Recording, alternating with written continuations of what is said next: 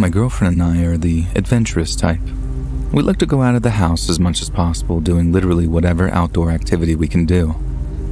This time, we decided late in the day that we wanted to go camping for around a week. Neither of us have the typical job where your hours are set, and the best way I can explain it is that we basically work for ourselves when it comes to our scheduling, but in the grand scheme of things, we work for a larger company. We packed our bags and headed towards the campsite.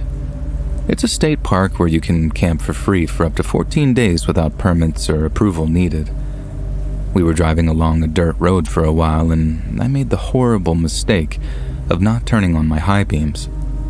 I don't know why it was something I hadn't thought of doing, and it would prove to be something that I'd regret for the rest of my life. It didn't help that I was also going way too fast for the terrain and time of night. Within a split second, my girlfriend screamed, and only feet in front of the truck, we both saw a large downed tree in the middle of the road. There was little I could do other than slam on the brakes and hope that we could stop before hitting the tree. Of course, we weren't that lucky. We crashed into the tree, and I was out for a couple of seconds. I remember waking up really groggy, and the ringing in my ears was very intense, but my main priority was making sure that my girlfriend was okay. For purposes of streamlining the story, I'll just call her Jessica.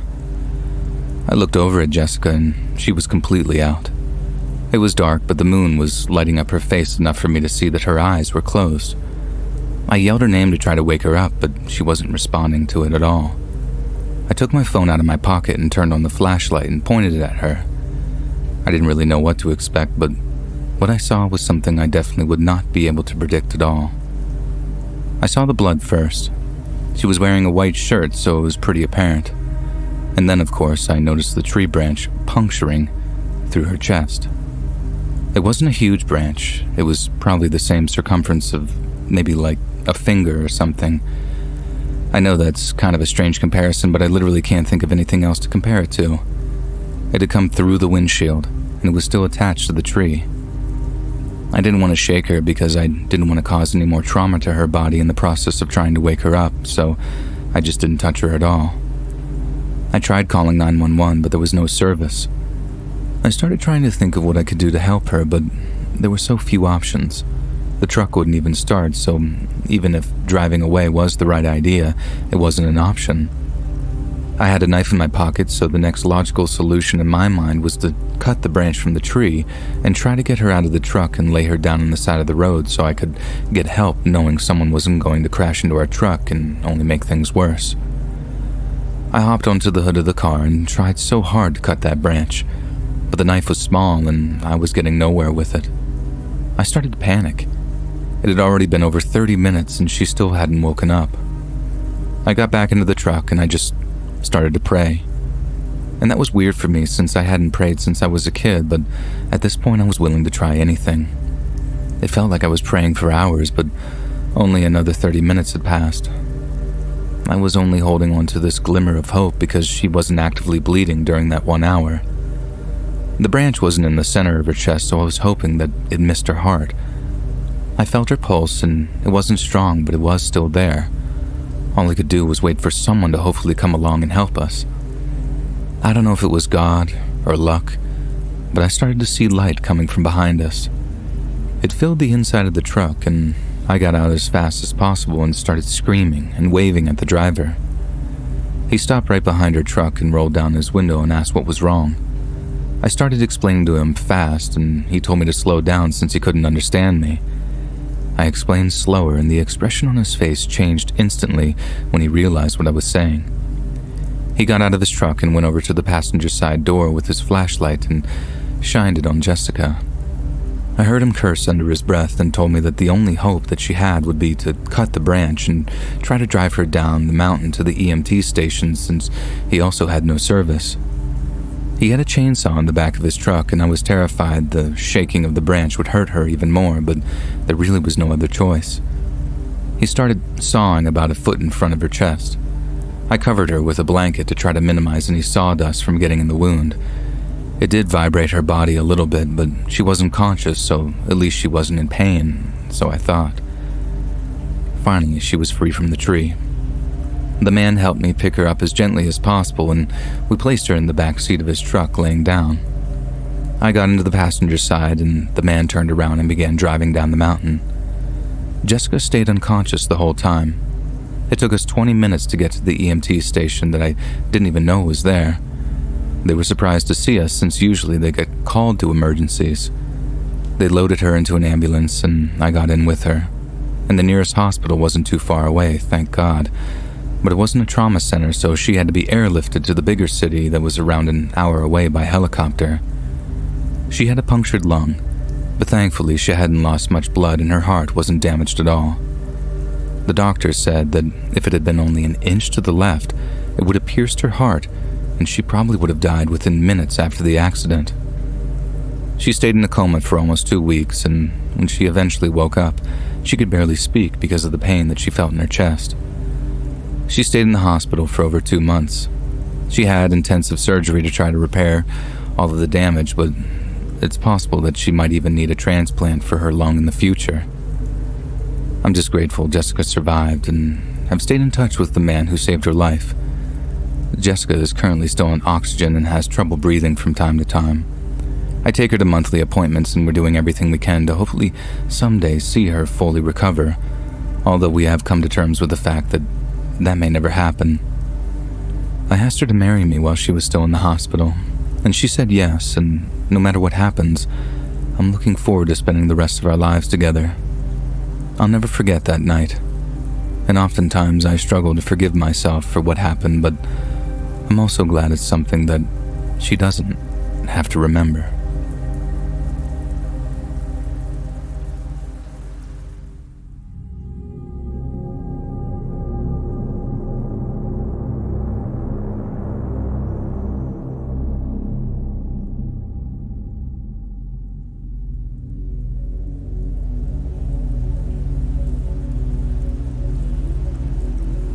So I've come to find that dating online can be crazy.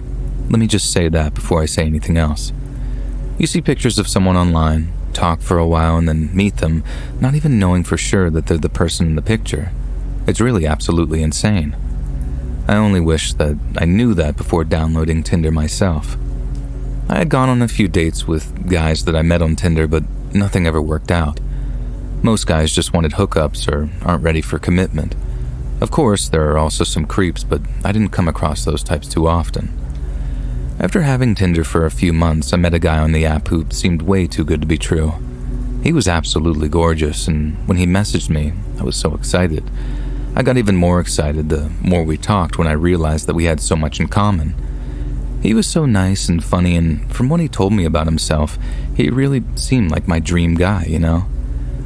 After around a week of talking, he asked if I wanted to hang out. I suggested a bar near my house, but he wanted to go to dinner instead. I usually like to get drinks on a first date so I could leave quickly if it went bad, but I liked this guy so much and he seemed different, so I agreed to dinner. For purposes of anonymity, we'll just call him Oliver. Now, I was just going to drive to the restaurant myself, but he insisted on picking me up, saying it was the gentleman's thing to do, and so on and so forth. It wasn't the best idea to say yes, but I guess I'm not as smart as I think I am because I agreed and I gave him my address. He said he'd pick me up around 7 p.m. the next day, and man, I was really happy. I told all of my friends where we were going, and they told me that I was an idiot for giving a guy I'd never met my address. I thought that they were all just being jealous, so I didn't take their comments to heart. I started getting ready around 6, and at exactly 7, my doorbell rang. I opened the door and immediately was disappointed by what I saw. He looked nothing like his pictures. Well, not nothing like them. It was obviously the same person, but at least 10 or 15 years older. I didn't say anything, and I figured that I'd go on the date and see how it went because I did still like his personality. Over text at least. He opened the door for me and walked around to the other side and got in. We started driving in the direction of the restaurant, and that was around 30 minutes away. He told me how gorgeous he thought I was and that I was even prettier than my pictures, and then very awkwardly he said, "What about me? Am I even more handsome than my pictures?" At first, I thought he was joking. He had to be, right? There was no way that he didn't know that he was much more unattractive than whenever he took those pictures. I really didn't know what to say. but my mom has always told me to be honest, so I decided a half-truth was better than nothing. I said he looked good, but that I was curious how long ago he had taken those pictures. It was immediately obvious he took offense to the question, so I quickly apologized and told him to forget I ever asked. I was hoping we could move on from that, but he clearly took it very personally and proceeded to give me the silent treatment for the next 5 minutes, like some big baby. I had really begun to regret the decision to go out with him and definitely regretted giving him my address. I knew the way to the restaurant, so I was keeping track of where we were going as he drove. I noticed that he missed the turn on the street where it was located, and I told him to just do a U-turn at the next intersection, but he didn't respond. He passed the next intersection, and I started to get a little freaked out. I told him again that he needed to turn around, and again I got no response. He drove along the road, and I asked him over and over what he was doing and where we were going, but he refused to even look at me. We stopped at a red light, and I knew that I just had to get out of that car. I went to open the door, but I saw that it was locked. There was no button to unlock it, and it was one of those locks that retracted inside the door, so I couldn't even manually do it myself. I was trapped. I took my phone out, and as discreetly as possible, I texted my friend my location. After driving for some time, Oliver pulled into an empty parking lot outside a grocery store. He parked in a spot on the far end of the lot. I didn't know exactly what he planned to do, but I had an idea that I was not at all about to let that happen. He took off his seatbelt, and I reached in my purse. He grabbed my arms and tried pinning me down. I fought back against him and tried as hard as I could to keep him off of me. Finally, he let go of my arm, and I pulled out my pepper spray, and I sprayed him directly in the face. The only problem was with using pepper spray in such a confined space is you end up getting it on yourself as well. My eyes immediately began to burn and water as he screamed in the seat beside me. He started calling me every name in the book as he tried wiping his face with his shirt, and during the struggle, I was able to reach over to him and unlock the doors. I shoved it open. I fell out into the ground, scraping my knees in the process. By that point, I was having trouble seeing clearly, and my chest had begun to burn from breathing in the fumes from the pepper spray. I tried standing, but was so dizzy. I kept falling back to the ground. I stumbled as I slowly made my way across the lot. I heard his door open and him yelling at me to come back over. I looked back, and through all the blurriness and tears, I saw him tripping over himself as he followed me. I screamed for help, but no one was around to hear my cries. Oliver started to say that he was just joking and that he didn't mean to freak me out. He said if I just came back to the car with him, we'd go to the restaurant as planned, and that he was sorry. And he says this in between screams of pain from his eyes burning. It was terrifying, and I genuinely wondered if he thought that I was actually going to believe him and go back to the car with him. Is he really that stupid? He was close behind me within no time, and just as I reached the doors of the grocery store, he grabbed me by the shoulders and yanked me back. But the doors had already opened, and I screamed for my life.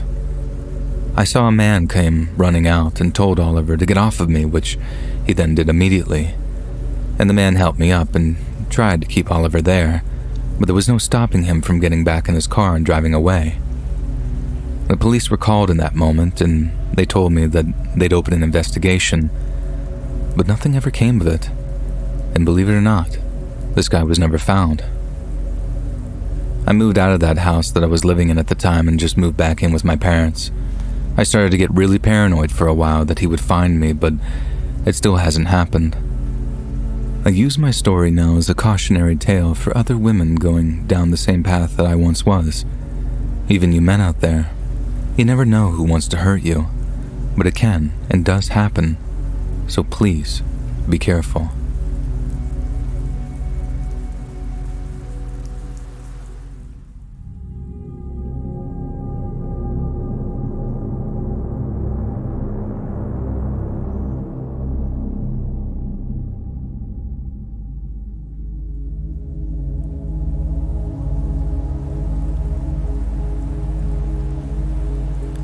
I really wasn't planning on telling this story, but it's been a few years and I'm not as freaked out by what happened as I used to be, so why not? I was only 19 at the time. I moved across the country the year before college and had never had any issues driving home for the different breaks that we had over the school year. It was winter break and my mom really wanted me to come home that year to celebrate the holidays with my family since I hadn't the year before. I agreed, but I really didn't want to leave my car for weeks. There had been a lot of car break-ins in the city that I lived in, and leaving my car to be vandalized, broken into, or stolen just was not an option to me. I told my mom that I'd be driving home, and she wasn't too happy about it, but understood.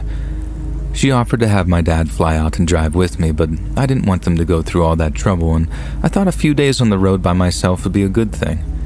I've been having issues in my personal life, and having the time to think about it without any distractions seemed like a good thing to me. I packed up a few bags that would last me the next few weeks and said bye to my roommate, who was pretty bummed out about me leaving, and headed out the door. Thinking back on it now, my car probably wasn't worth what I went through during that drive home. It was a 20-year-old Honda Civic that had the propensity to break down a lot, and by a lot I mean at least once a month. I just didn't have the money to replace it. I hopped in the car and was on the highway within a few minutes. I got some coffee before heading out of the city so I could stay awake as long as possible. It was still around 8 in the morning, so I figured I'd drive for around 10 hours before hopefully finding a hotel and settling in for the night. I had no definite plans and was following the fastest route home, which probably wasn't the best decision. I know now that I should have taken the route that didn't involve long stretches of highway with nothing but fields for miles and miles. I stopped a few times for a bathroom and snack breaks, and by at around 7 p.m. I was done. I'd been driving for almost 11 hours and didn't want to be a hazard to myself or others on the road if I kept driving while being that exhausted. I found a relatively nice hotel and got a room for the night and continued my drive the next morning. That day I'd be driving through parts of the Midwest, and it wasn't necessarily something I was looking forward to. The last time I drove through it, it was a lot of just flat land and cornfields, both things I thought were boring to look at on a long road trip. It was winter though, so there was no corn. The weather could have been better, but I had no issues the day before, so I hoped that it would stay that way. The day went by faster than the previous one, and the sun was down before I knew it. By 6 p.m. I was feeling pretty good to keep going, so I passed through the next city and drove on. Around 7, I started hearing a knocking sound and wanted to cry when I realized that it was coming from my engine. It had started to snow, and my car began to creep along the road until I pulled to the side of the road where it completely gave out. It was getting cold without the heater on, and I knew that I had to get help very soon. I checked Google Maps to see if I was close to another city, but the next town, albeit a very small one, was still almost an hour away. I tried calling my parents to tell them what happened, but my service was completely out. I decided to use the emergency calls only button on my phone to call for help, and thank God it worked. The only problem was the closest officer that could respond was at least an hour away in the town that I mentioned earlier. I told the dispatcher that obviously I'd wait, and she instructed me to lock the doors and try to hide myself inside the car enough to where it looked as though no one was inside. Apparently, right where my car decided to die on me also happened to be a very sketchy section of the highway that wasn't very safe for stranded drivers, especially young women. I'm not gonna lie, having the dispatcher tell me that made me feel physically ill. I felt like I was gonna have a heart attack with how fast my heart was racing. I put up a sun shield in the windshield area and thankfully had 3 extra ones in the car from when I went car camping, and decided to put those along the sides and back windshield as well so no one could see it and it would look like almost black from the outside. Around 30 minutes into me waiting, I started getting the feeling like somebody was watching me.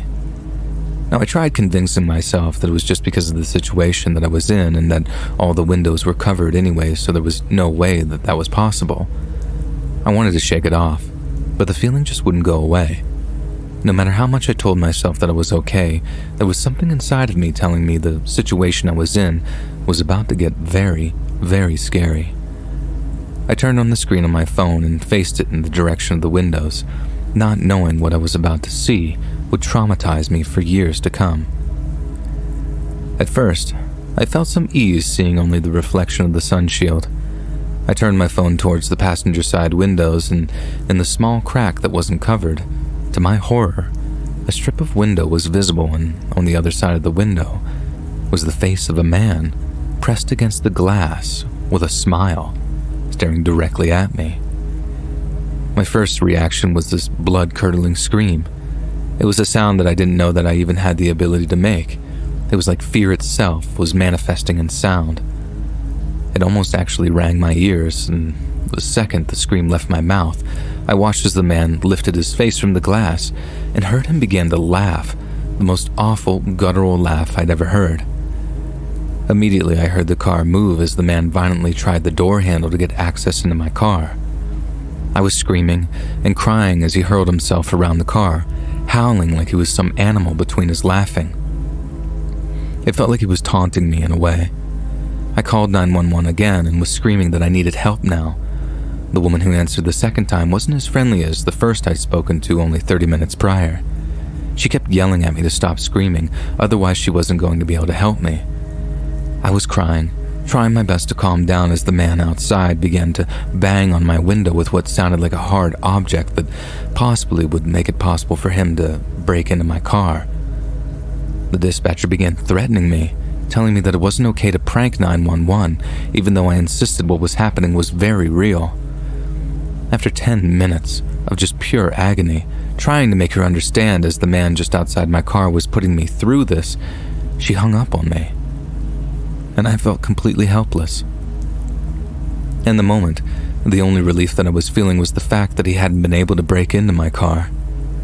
I called 911 again, hoping I'd get a dispatcher with more empathy, and thankfully that was the case. A man answered and immediately took my distress into account and helped me calm down enough to get the information he needed. The officer had been sent almost 45 minutes before, and now was only around 10 minutes away, and I was told that they'd have him get to me as quickly as possible, given what I was going through. I was hopeful, but that hope was ripped away when I heard the sound of what was obviously a rock being thrown at my windshield. It shattered just enough to motivate the man to get on top of my hood and start stomping the windshield until it was broken enough for him to reach a hand inside. I screamed and climbed into the back seat. I was trying my best to get out of reach of this very insane and clearly dangerous person. He started tearing the windshield out of the way, and his face was even scarier than it was the first time I saw it.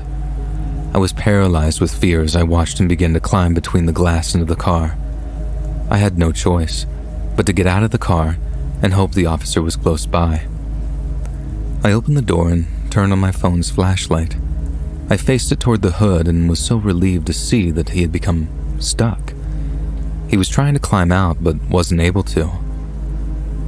I then saw the beautiful, flashing red and blue lights in the distance and heard the sirens as he drove closer.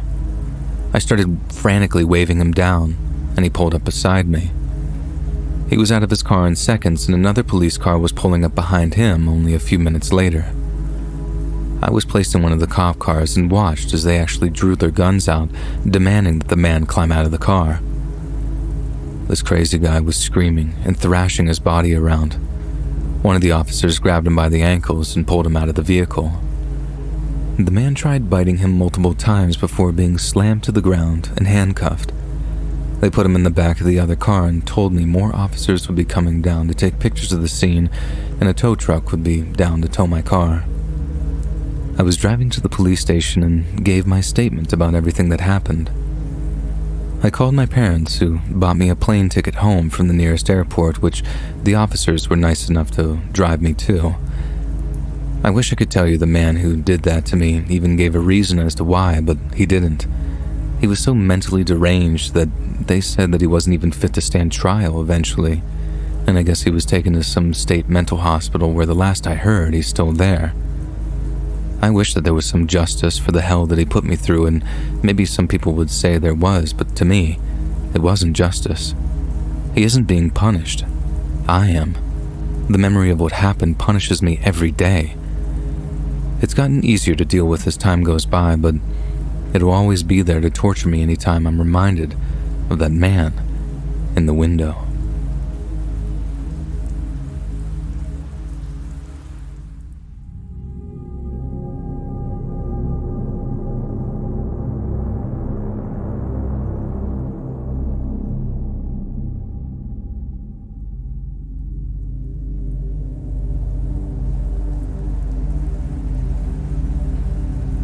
I was driving my truck back home from my girlfriend's apartment. There was a pretty big storm going on that night, but I figured since I only lived 10 minutes away, I'd be fine.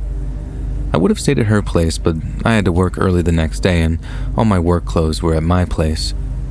It was dark and the power had gone out. Driving in complete darkness with only your headlights to light your way isn't the most comfortable feeling. The rain was pounding down on my windshield so hard, my wipers couldn't even go fast enough for me to be able to see in front of me. It was like driving blind, but I'd lived in that town my whole life, so I knew where to go. It was like muscle memory on where to turn and how long to drive down a street. I turned onto the road that my house was on, and almost immediately I could tell something wasn't right. It was like my truck was almost floating. I felt wetness at my feet, and the lights began to flicker inside the truck. There was water seeping in. In my headlights, I could see the water getting higher and higher outside my truck.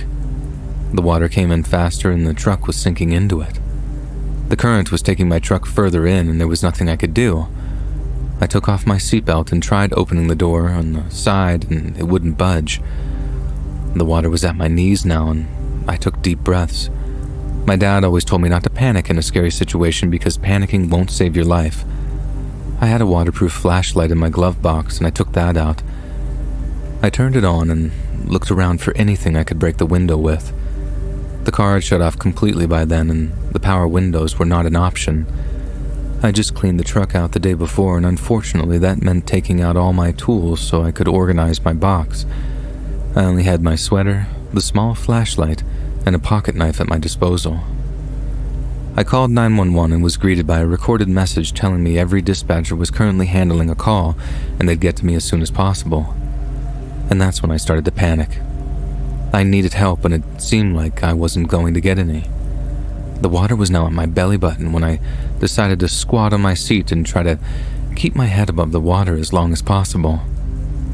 The water seemed to be coming in mostly from the driver's side door, so I grabbed my sweater and tried to plug the leak. But it didn't work. But I was desperate and willing to try anything. I was on hold for 7 minutes before I finally got an answer. I told them what was going on, and they were very matter-of-fact when telling me that I wasn't the only person in that type of flooding situation, and that it would be at least 30 minutes before they could get help to me. I kept telling him that I felt like I didn't have 30 minutes, but he told me there was nothing else he could do. I asked if he'd stay on the phone with me, but he said because of the demand for emergency services during the storm, they needed as many dispatchers as they could get, and if the situation got worse, I could call back again. I hung up with the dispatcher, and already knew that that wouldn't be an option. If the situation did get worse, I wouldn't have 7 minutes to wait on and hold to tell someone about it. I'd be dead. The water kept rising and my heartbeat quickened. I was scared and confused why I wasn't getting any help and my mom and dad both weren't answering their phones. I opened the voice recorder app and started recording my goodbyes to my family. I wasn't sure if they'd get them, but it was better than nothing and somehow easing my nerves. It was like I was talking to them without literally talking to them, but something about it was kind of therapeutic in the moment. Only 10 minutes after I hung up with 911, the water had begun to reach my chest. I was certain that I was going to die when only 1 foot of the car had space for air. I started praying to God to please not let me die, but if I did, to let me go to heaven. I hadn't been very religious in my adult life until that exact moment, but I guess that's how it goes usually. You realize your true belief in God when you really need him. But anyways, another 5 minutes went by and it was at my neck. I had my cheek pressed against the roof and I couldn't help but cry. I was beginning to lose hope. No one was coming for me. I was only able to breathe through my nose when I heard the sound of an engine nearby. I didn't think that they'd even notice my truck, so I started screaming and flashing my light to get their attention. And I felt this sense of relief when I heard this boat pull up next to my truck. I shone my flashlight and saw someone jump into the water next to my driver's side window. He had this window breaker with him and it shattered on the first try. He reached in the truck, grabbed onto my shirt. I took a deep breath as he pulled me out of the truck through the window. They got me on board the boat and I began just thanking them profusely for saving my life as I took deep breaths of the air I thought only minutes before I was about to run out of. They wrapped an emergency blanket around me, and we were off. We helped a few more people out of the cars before reaching an area where police and firemen were waiting. I was taken to a hospital, but I didn't have anything medically wrong with me, thank God. Thankfully, no one did die during that storm, although I know that I came very close to being the one fatality. I felt so failed by my city's emergency services, and I found out that night that the people that saved me weren't even officers. They were just good Samaritans that heard people were in trouble and knew that they had to help. For months after the incident, I had nightmares about drowning. Even now, I get scared to drive during a storm or even go out on a boat. Deep water terrifies me. I've gone to therapy a few times, but it never seemed to help, so I just stopped. I just hope there's a day, hopefully soon, where I can fully move on from what happened and not let it haunt me like it does right now. I'm glad I survived, and I'm glad the people in my community stepped up when law enforcement wouldn't. I should have never been left there to die, and that's exactly what they ended up doing. I only hope no one else gets stuck in the same position, and if they do, I hope someone gets to them in time and that their life is spared like mine was that night.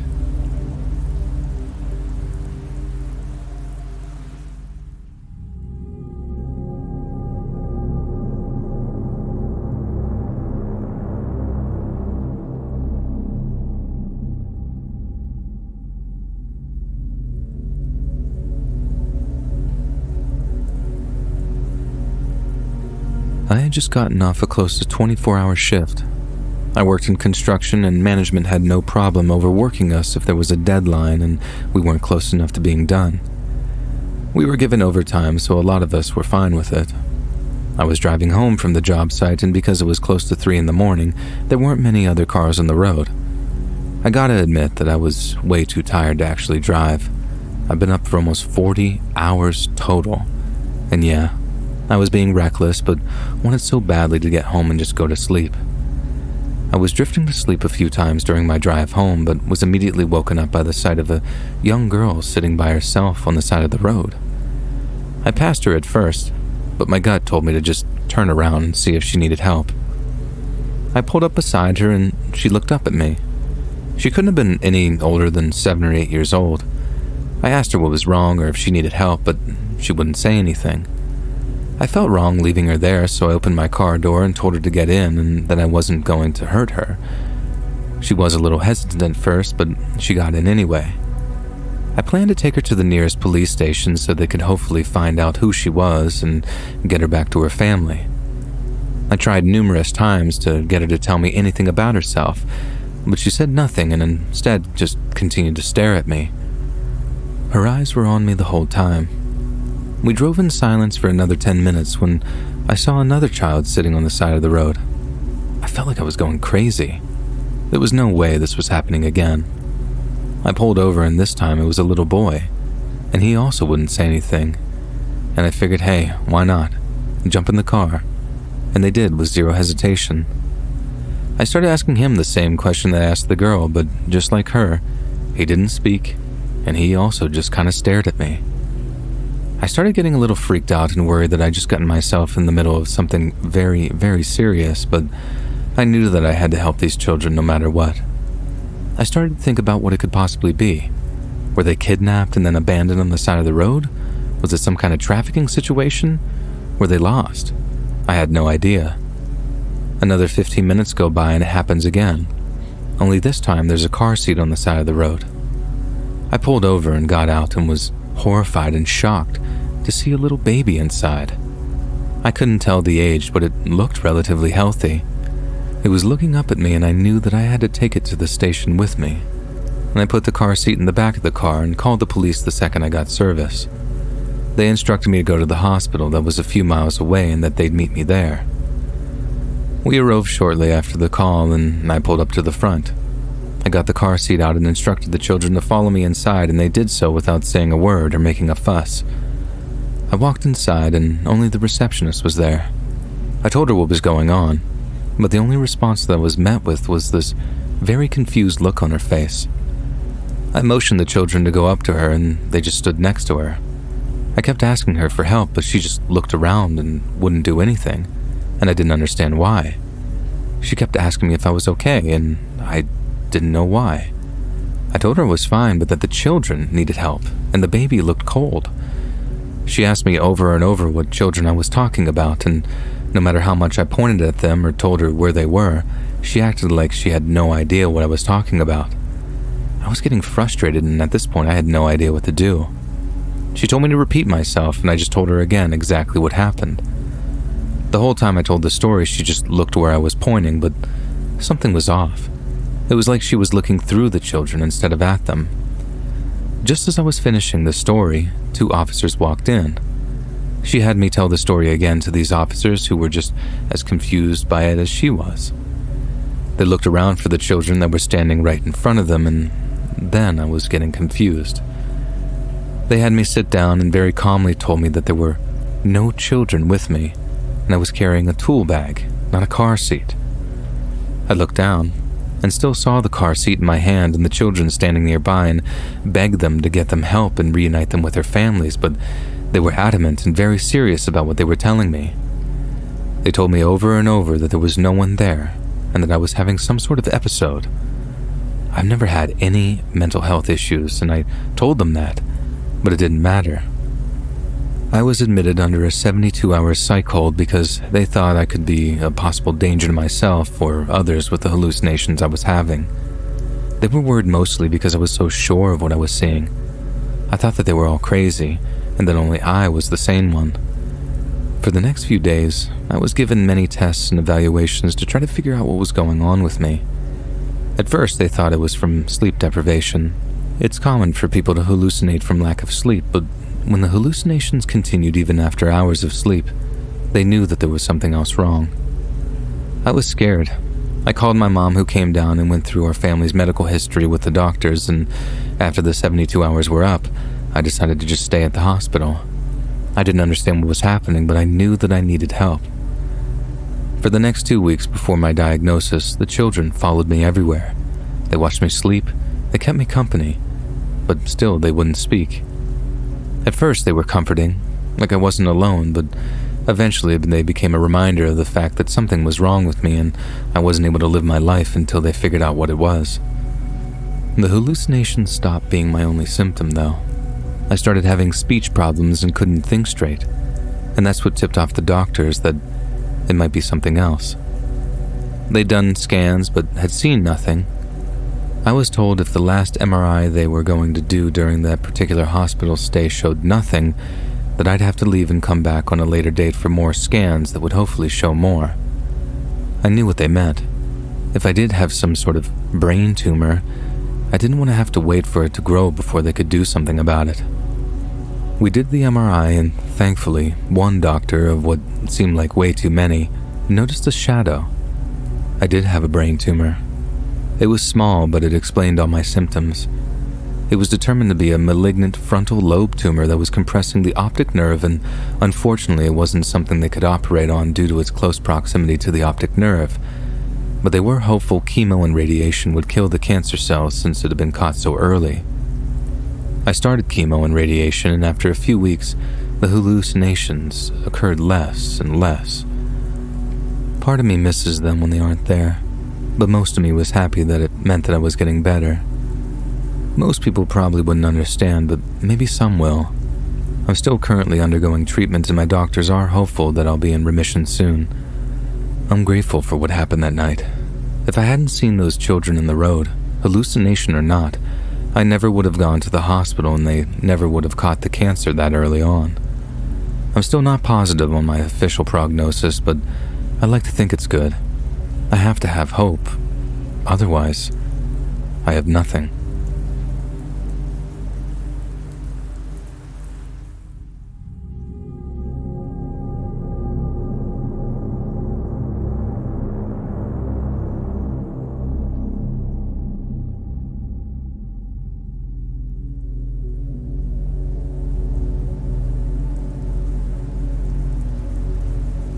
I was 16 and had just gotten my license.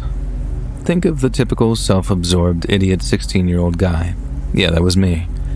It was Friday night and I was begging my mom to let me take the car to meet up with friends to hang out, and she was adamant about that not happening.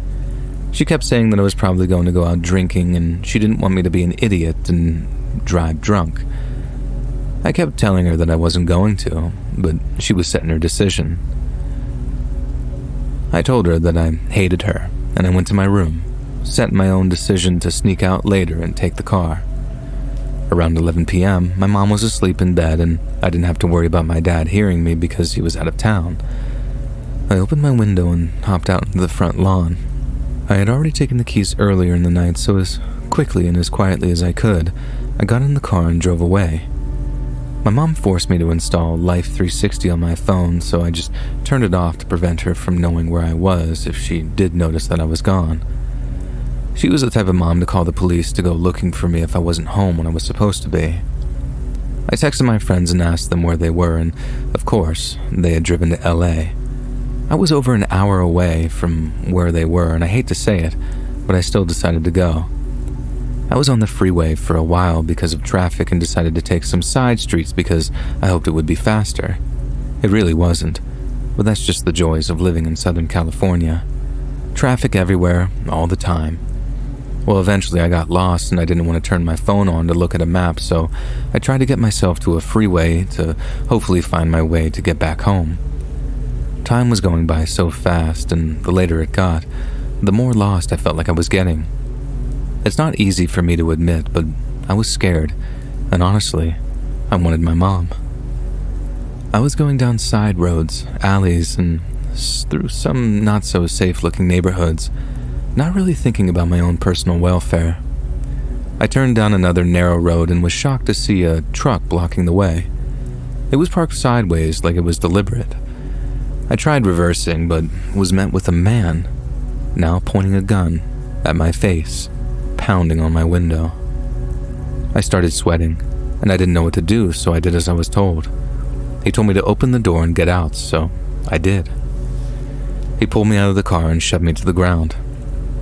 Another guy ran up to me and started kicking me so hard I thought my stomach was going to rip open from the force of each blow. I was begging for them to stop and screaming for help. A few other guys stood around, watching as he continued to beat me. I was lying there, just completely helpless. All I wanted as I laid on that ground was for my dad to come and save me. I knew that wasn't possible, but the thought of seeing my parents again gave me some kind of hope of making it out of there alive. I realized that an end to the beating would not come quickly, so I curled up in a ball and brought my arms up to protect my head and face. Doing that must have given him the idea to start stomping on my face, though, because the second my arms came up, his foot came down right into my jaw. The pain that I was feeling was minimal in the moment. Something I realized later was from the rush of adrenaline in my body. After what felt like forever, it finally stopped. I think that they thought I had passed out, but I didn't. I was just incapable of moving any part of my body. I saw flashes of light through my eyelids and realized that they were taking pictures of me, like they were proud of what they did. They laughed as they searched my pockets. They took my keys, wallet, and phone, and I heard them drive off with my car, and all I could think about was how much I wished that I had listened to my mom and just stayed home. I remember laying there as the pain started to creep in. My jaw hurt the most. It felt like it was broken. I was able to open my eyes, and in the dim light, I saw all the blood spread around my body on the asphalt. I tried lifting myself up, but the pain was too much. I felt tears stream down my face when I began to realize that there was a large possibility of me dying right there, alone on a random street, knowing the last thing I had said to my mom was that I hated her.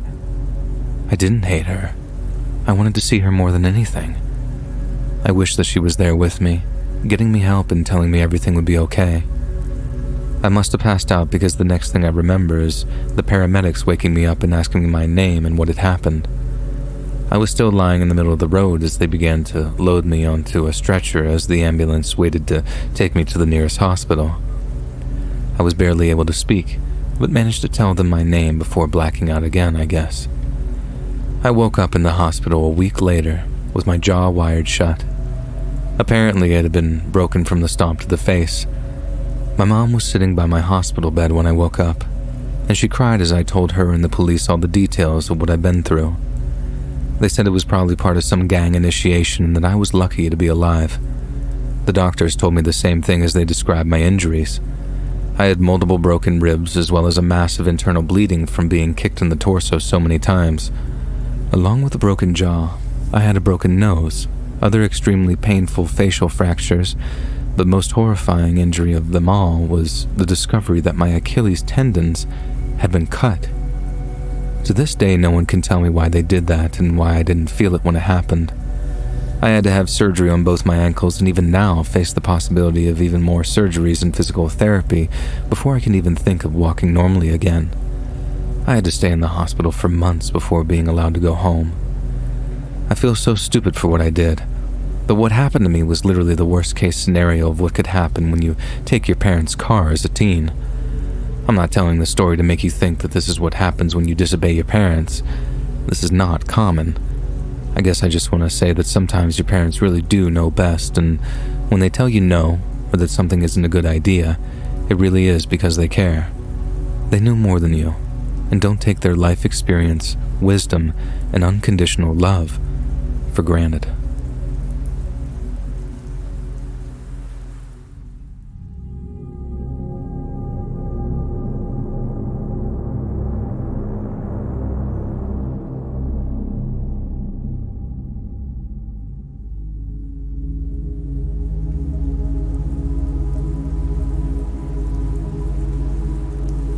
When this specific incident occurred, I was 29 years old and driving a relatively short distance with my 5-year-old daughter. My husband and I had made plans to drive to his parents' house outside the city and stay with them for a couple of weeks. My husband works late into the day, so we agreed that it would be better if I and my daughter left first and my husband would follow a couple of hours after us. It was winter, so it got dark early. We left at around 3 p.m. and by 4:30 it was already completely dark outside. We were still an hour and a half from my in-laws' house, and I was feeling pretty confident that we'd get there without anything bad happening. It's not like I had a feeling or anything, but as a mother, it's definitely something I thought about in the back of my mind.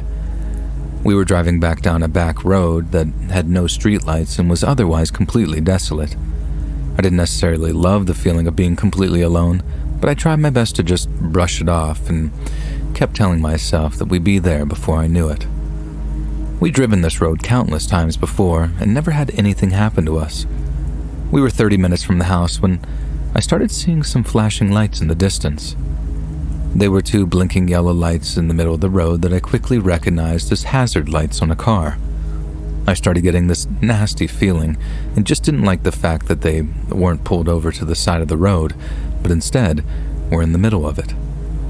I stopped somewhere between 80 and 100 feet away and started thinking of what I should do. I was sure of one thing though. There was no way that I was stopping to help these people. I mean, I was a woman in her late 20s alone with her young daughter. I'd have to be a raging lunatic to stop to help anyone. I'd call to get them help later, but that's the best I could really do. I'm sure any other woman in my position would feel the same way. You have to put you and your child's safety first before a stranger, always. I sat there for what felt like 30 minutes and still had no idea what to do. I had no service, so calling my husband or father-in-law was not an option. I had finally made the decision to just turn around and go home and wait for my husband so we could drive there together. The only problem was that it was a 2-lane road and it would take more than a 3-point turn for me to turn around and start heading back. I started to hesitate, but when I looked in my rearview mirror, I noticed some shadows running up quickly in the distance behind my car. I could see them slightly in the moonlight, but I couldn't make out what they were. They had gotten around 30-ish feet behind my car when I realized that they were people, and I think they were carrying something. I couldn't sit there anymore. I couldn't even think. It was like my body reacted before my brain did. I put the car in drive and floored it. It wasn't a crazy fast car or anything, but it did what I needed it to do. I was speeding right towards the stopped car and had no choice but to drive onto the side of the road past them as best I could. As I passed, I saw more people started to come out from the side of the road. They started throwing things, pretty much anything they could get me to stop. I sideswiped one of the people and they fell back onto the road. Something hit my windshield and it even shattered a little bit, and whatever it was went flying into the passenger seat. I screamed from the impact and felt bad because my screaming made my daughter begin to scream and cry, and I told her everything was going to be okay, but she was 5, and nothing I could say at the time was going to make her feel any better. I just kept driving forward, not letting up on the gas. I was trying to build as much distance as possible between us and those people, and before I knew it, we were pulling up into my in-law street. They had a guard gate in the front, and I pushed the button to be let in, and they immediately could tell that I was in distress when they answered the gate. We were let in, and my father-in-law met me at the driveway with his gun. I was bawling, and my daughter was sobbing into her grandma's shoulder. They brought us inside, and I told them everything that had happened. My father-in-law has always been very protective of me and my daughter, and I could tell how angry he was getting. He kept asking me if they had followed us here, and honestly, I had no idea. I hadn't been paying attention to the cars behind me. I just was focused on getting to their house where I knew we'd be safe. My in-laws are the kind of people that are very serious about their security. They have countless firearms and security cameras everywhere around and inside their house and property. They checked the cameras and noticed the same car passing by the front gate over and over, like it was driving down the street, turning around and coming back multiple times. We decided it was time to call the police, but when they did, they said that they couldn't do anything for us since it wasn't technically an emergency and it was so far outside their city limits. I guess when you live far enough outside the boundaries of where the local police typically serve, they can only help in life or death situations. My dad very explicitly told them that if anyone entered their property, they would be shot on sight. They told him it was within his rights, and that was it. He armed me and my mother-in-law and told us to wait inside the house. He called my husband, who was still an hour away, and went outside to check the property. We watched the security cameras, and just as he was approaching the gate, the car pulled up again. But this time it stopped, right at the gate. 2 people got out of the car, and they clearly hadn't spotted my father-in-law walking up to the gate. They tried pushing it open, and because we couldn't hear what was going on, all we saw was my father-in-law run up to them and fire a shot in the air. We could tell he was screaming something at them, but we didn't know what. They scrambled back into their car and sped off quickly. We weren't sure if they'd be back, but I had a feeling that that was the end of it. My husband got to the house an hour later and kept continuously apologizing to me for having me drive alone, but I kept telling him that it wasn't his fault and the outcome would have been the same if he was with us. We were safe, and that's what mattered. A couple of days later, we heard the news that there had been a few carjackings in the area, but thankfully no one was seriously injured in the process. I still hate to think about what would have happened if I hadn't seen those people sneaking up on us behind the car. What would they have done? I don't even want to know. I'm grateful we're okay, and I will say that I don't drive anywhere at night without protection, whether that be my husband or a gun.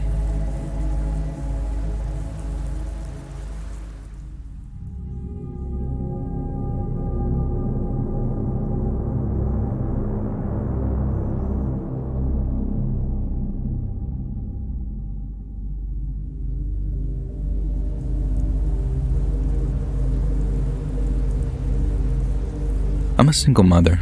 I know a lot of people will roll their eyes when they read that, but it's important to the story, so don't judge too hard. The story I'm about to tell you took place when I was in my late 30s and my 2 daughters were 14 and 16. I had just gotten out of an intense custody battle with her father, but thankfully was awarded full custody due to his drug addiction and rocky financial status. My girls and I were so excited to be moving to another state, away from all the drama the custody battle had caused. There was a lot of choosing sides and blame being thrown at even my daughters that we decided getting out of such a toxic environment by moving was the best idea for us. It was early June and the weather had started to warm up. We had just packed up the last boxes in our house and decided to leave a few days before the moving truck because we wanted to get settled in the house before all our stuff arrived. Even if there would be no furniture for a few days, we were fine with that. We said bye to our old house, which was a very intensely emotional thing for us to do, and we set off. We were taking the fast route, and according to Google, it was only supposed to take a couple of days to get to the new house. We had the idea that we'd stay in a hotel for one night along the way, and that was super exciting for us. My girls love staying at hotels like most kids do, and I love seeing them happy. After hours of driving, it was late afternoon and we were ready to get out of the car and find a room to stay in. I checked every hotel in the area, every app, and there was nothing available. Literally not one room was free in any of the surrounding cities for another 3 nights. I called around and apparently there was a huge kids' soccer tournament in town and it was one of the largest in the country. We decided to keep driving until we found something, but instead, we were met with a stretch of road that had a lot of rest stops but no hotels. We stopped at a gas station to get some gas and noticed a few biker guys in the parking lot. As I waited at the pump, I noticed one of the men staring into the backseat of my car, clearly looking at my daughters who were both asleep. I felt a sort of chill run down my spine and I instantly had this gut feeling to get them out of there. It just didn't seem like a great position to be in. A young mom alone with her teenage daughters. Not great. I didn't even wait for the gas to finish pumping. I took it out, closed the gas cap, got back in the car as inconspicuous as possible and got back on the highway. I watched to see if they were following us, but they didn't, and I thought maybe I had just been a little paranoid, so I stopped thinking about it. The girls and I decided to stop at the rest stop. We felt like it was safe enough because at the time we had pulled in, there were plenty of other vehicles and people around. I had my daughters cover the back windows with the blankets that we had brought with us, and we all fell asleep at around 8 p.m. I had the intention of only sleeping for a few hours before heading off again, but I had failed to remember to set an alarm. Instead, I was woken up by the loud roar of a motorcycle pulling up beside the car. I don't know what it is about being a mom, but every sound I hear makes me wide awake in seconds when my daughters are around. I sat up and looked outside the window and was terrified to see the same men from the gas station only a few parking spots away. And they weren't alone. There was at least 25 to 30 of them now. I was fairly positive that they hadn't seen us, so I decided to not wake the girls. I didn't want to scare them. I started the car and turned on the headlights, but no matter how much I tried to pull out of there unnoticed, it just wasn't going to happen. Something in the universe wanted those bikers to see my car and recognize it quickly. And the second my headlights switched on, every head turned and looked directly at us. I was hoping the men from the gas station wouldn't realize that they had seen us earlier, but of course, that wasn't the case. I heard one of them yell out to the buddies that they knew us and that they were a couple of hotties in the back seat. I was immediately terrified, but also rolling my eyes because who even says that? Especially about 2 teenage girls who were obviously underage. But then again, they didn't seem like the kind of people who would care about that sort of thing. I honestly thought that if I just drove away that it would be like the last time where they wouldn't follow. But no. They were quick to follow right behind. I woke up the girls and I wish I could have been one of those moms who sugar-coated things to save their kids from being scared, but there was no way to do that with what was going on. I told them that we were being followed by some scary men and to stay down where no one could see them and keep the blankets on the windows. They both started freaking out and crying, and I understood. As I sped down the highway, these bikers got more aggressive. They began throwing things at my car and swerving as they tried to run us off the road. I was trying my best to stay calm and on the outside so as to not scare the girls any more than they already were, but on the inside, I was having a full-blown panic attack. I knew my main priority had to be maintaining control of my car. It was clear that if something happened when they were successful in running us off the road, nothing good would come of that. They started yelling at me to just pull over and that they only wanted to chat. I continued to stare forward outside the windshield and not even acknowledge them, and they didn't like that. They started calling me names, demanding I roll down my window. I did roll it down about an inch to try and plead with them to just stop and leave us alone, but there was no way they could hear me. We drove like that for at least 5 miles before entering the next city, and by that time it was already 2 a.m, and finally I came to my senses and told my oldest daughter to just call the police. Through tears, she told them what was going on. I don't know what they told her, but she said that they were coming. Unfortunately, it just wasn't soon enough. I felt something hit the side of the car, and within seconds, we were off the side of the road and headed for a tree. I slammed the brakes as hard as I could, and the car came to a very violent halt. We were all okay, but I started to wonder for how long, though. The bikers surrounded us and started pounding on the windows and pulled on the door handles while the car shook. The girls were screaming at the top of their lungs and begging me to make them go away, but there was really nothing I could do. I prayed to God that we would make it out of there, and thank God he answered my prayers. We heard sirens in the distance and watched as the men all got back on their motorcycles, speeding away. We hugged each other and cried until the officers were standing at the doors of the car. They had us step out and we explained everything. Now, they tried to get in contact with the bikers around that area, but they weren't able to track them down, specifically at least. But to this day, I'm still terrified every time I see a group of motorcyclists. My girls are older now, with children of their own, and my biggest piece of advice to them is always carry protection. You just generally never know when you're going to find yourself in a situation as psychotic as that.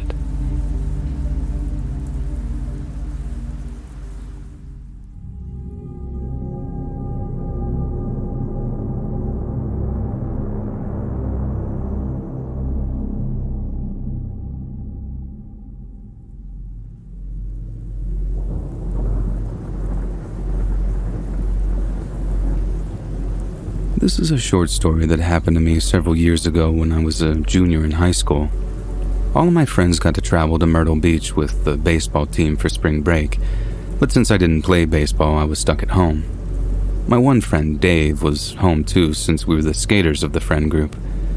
We spent most nights of the break hanging out together and not doing really much, except for one night when we stayed at Dave's house. He literally lives in the middle of the woods. The closest neighborhood isn't that far away, but because of where his house is located, it truly feels like the middle of nowhere. Toward the end of the break, we snuck out of the house to see a girl who lived near him. Since she and a few other girls from school were still in town, we figured that we would hang out with them. And like I said, it wasn't far, just sort of an unnerving walk because there aren't very many lights and most of the walk is in the seclusion of trees and rocks. We had an awesome time hanging out with them. I liked this girl at the time, so it was great to be able to spend so much time with her. When we were walking back to the house that night, Dave noticed some random guy following us, but I didn't think anything of it. He was freaked out, and I told him to relax. The guy was following us closely, but not close enough for us to actually panic. When we made it back to his house, I watched the guy continuing walking up the street, and he never seemed to look back. I just looked at my buddy and told him that he was freaking out for no reason. The next night, we hung out again, and his parents were going out of town for the weekend, so he was going to have the house to himself. Since he was embarrassed by his house, he didn't want to have anyone over. Trust me when I say, I pushed hard for the girls to stay over, but I lost the argument. I told the girls that we couldn't hang out there, so instead, Dave and I walked to her house again. This time, we spent a considerable amount of time there. We didn't walk home until after about 3 a.m. Dave was relieved on the way home that we didn't have anybody following us this time.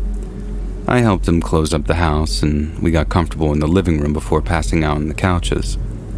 At this point in the night, I was having one of the best nights of my life. I actually kissed the girl that I liked, and I legitimately felt invincible. Not long after lying down, we heard a knock on the door, and we both froze. "What the hell was that?" Dave exclaimed. Then the knock came again. It was a low and rhythmic knocking. Each bang on the wood made my hair stand up, and I slowly got up and, standing a few feet from the door, I shouted, "Who is it?" There was no response right away. And then a young female voice shouted from the other side, "Hey, I was wondering, can I please hide inside?" I didn't say anything right away. The absurd nature of the statement and the calm tone of her voice left me speechless. Before I said anything, she spoke again. "It's going to be too late if you don't let me in. Can I please hide inside your house?" When I said that I was speechless, I was absolutely at a loss for words. I had a million things flying through my head, and I just didn't know what to do. My instincts told me that it was the girls playing a joke on us, but I didn't recognize that voice. I decided not to answer, and neither did Dave, and we just sat in silence. And then I noticed the doorknob starting to jiggle back and forth. First slowly, and then more aggressively. And then, the calm voice instantly became more sinister when she said, "Open the damn door now!" I finally was able to shout, "Go away! I'm going to call the police!"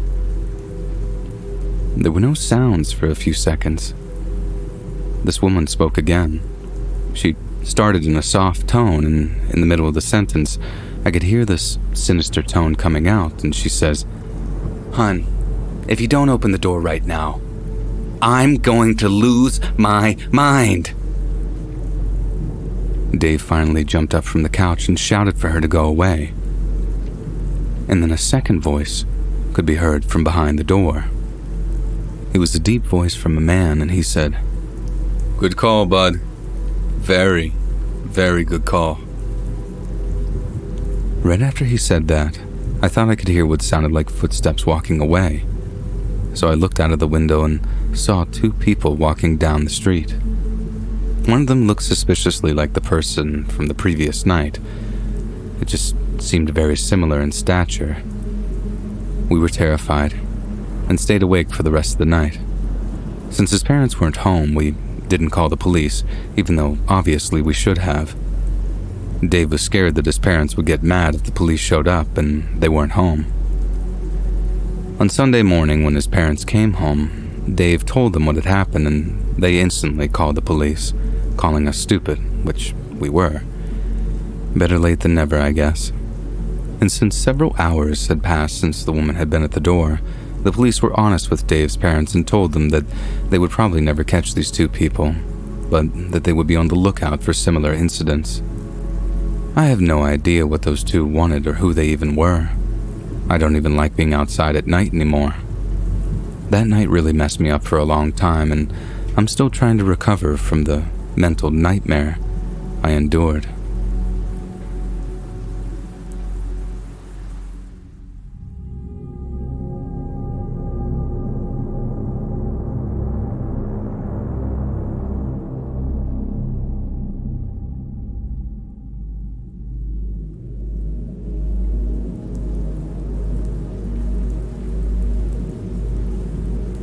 I always had a really hard time focusing when it came to schoolwork. I've had some traumatic experiences in my life, and as a result, it just makes me feel off. I can't focus at all when I'm home. Even when it's quiet, every little thing bothers me, and I feel like I just read the same line a million times. In my sophomore year of college, I started driving to a secluded location and doing all my readings for school. I didn't live far from the country, so it would only take me about 20 minutes to drive to a peaceful location. I found the peace and tranquility of nature to be soothing. I know it may sound crazy to some people that I would drive that far just to do homework, but I really had no choice. It ended up being the only way that I could concentrate on my work.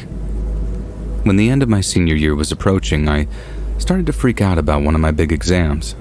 The exam was 40% of my final grade, and I needed at least a 75 on the exam to pass the course. I decided that I was going to spend the weekend before the exam studying, and that I was going to make my own little adventure out of the experience. Instead of going to my usual spot, I was going to travel to an area a few hours away, hike the beautiful trails, and find a nice quiet spot to study. I left first thing Saturday morning and arrived at my destination around 10 in the morning. I spent the early part of the day hiking until roughly 2 in the afternoon. I found this amazing spot near the top of a steep hill. It was a clearing that overlooked a bunch of trees. There were some rocks on top of the hill, and I was able to get comfortable with my books and computer. I started reading my textbook, and I thought that I could hear the sound of twigs snapping. Now, in my distracted brain, all I could concentrate on was the sound of the twigs. It was driving me crazy. I first thought that there was some sort of deer or chipmunk or something that was prancing around in the woods. I thought that I could go over and maybe scare the animal, and whatever it was would just flee further into the woods and away from me so I could focus. I made my way over to the edge of the tree line and shouted some nonsense noises to try to scare whatever it was. But I heard nothing. I made a sound again, clapped my hands together, and again I heard nothing. I stared intently through the thick trees, and I swear that I saw a silhouette of a person move, but I figured that my mind was playing tricks on me. I kept looking for a little while longer, and I realized that the noise had stopped. I thought to myself that whatever I did must have worked. I sat back down and started to read my textbook again, but now I couldn't concentrate because I couldn't help the feeling that something wasn't right. I flipped through the pages several times, and once I realized that I wasn't retaining anything, I decided to pack my things up and head back. I was fairly far away from where I parked anyway, so I figured it was time to walk back and I would just find a spot to study that was closer to where I parked. When I walked over to the tree line, I paused instantly. Standing about 30 feet away, shrouded in the trees, was the backside of somebody. It appeared to be a man since the shoulders were so broad, but because the back was facing me, I couldn't be sure. They were dressed in all black, and it looked like they were wearing something on their face. I didn't move or say anything. I just stood there frozen and tried to calm down since I had a million thoughts flying through my head. It felt like an eternity, but in reality it was probably only seconds later, and the person turned abruptly, facing me. And I can't accurately express how much fear I felt in this moment. The mask was horrifying. I would guess that it was homemade since I had never seen a mask like this in my life. It appeared to be white, but also appeared to have a long snout hanging from the mask. It almost looked like a mask from one of those scenes in Beetlejuice, if anyone knows what I'm talking about, except somehow this was creepier in the moment. As I said, the mask was white and not skin-colored like in the movie. The eyes on the mask were jet black, and wild hair protruded from the mask. I think the hair was attached to the mask and not the person because it was sort of a mustard yellow color. The person started to hum, and I didn't notice it at first, and I didn't realize that it wasn't some melody. It was a really drawn-out hum, like a sort of groan coming from this person. And they started to step closer to me. I freak out. The clearing that I was on was not big, so in order to walk back to the trail, I would have to walk by this person. I could have slid down the hill, but I probably would have broken my computer and most likely broken my legs since it was extremely steep and very high up. This person started to run, full speed at me, still making that horrible groaning noise. I still can't even believe what happened next.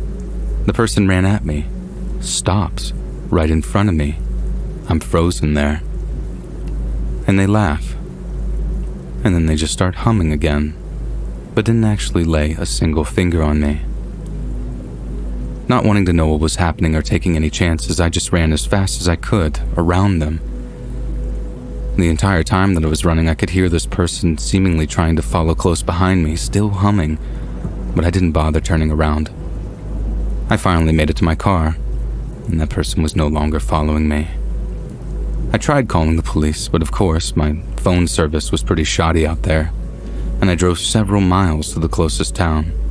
I called the police once I got there and reported what had happened, and I don't think they did anything since technically the person didn't do anything other than just disturb me, and there were no other complaints. I have no idea what that freak was doing in the woods. I don't know if they were on something, playing some type of prank, or truly messed up enough to actually hurt someone. It seems unlikely that it was a prank since I didn't see anybody else in the woods, and it seemed like we were the only two humans in the area. I realized I shouldn't complain since I was unharmed in the incident, but the psychological trauma that I felt, it still sticks with me to this day. I'll never forget that terrible afternoon, and the memory of that horrible mask.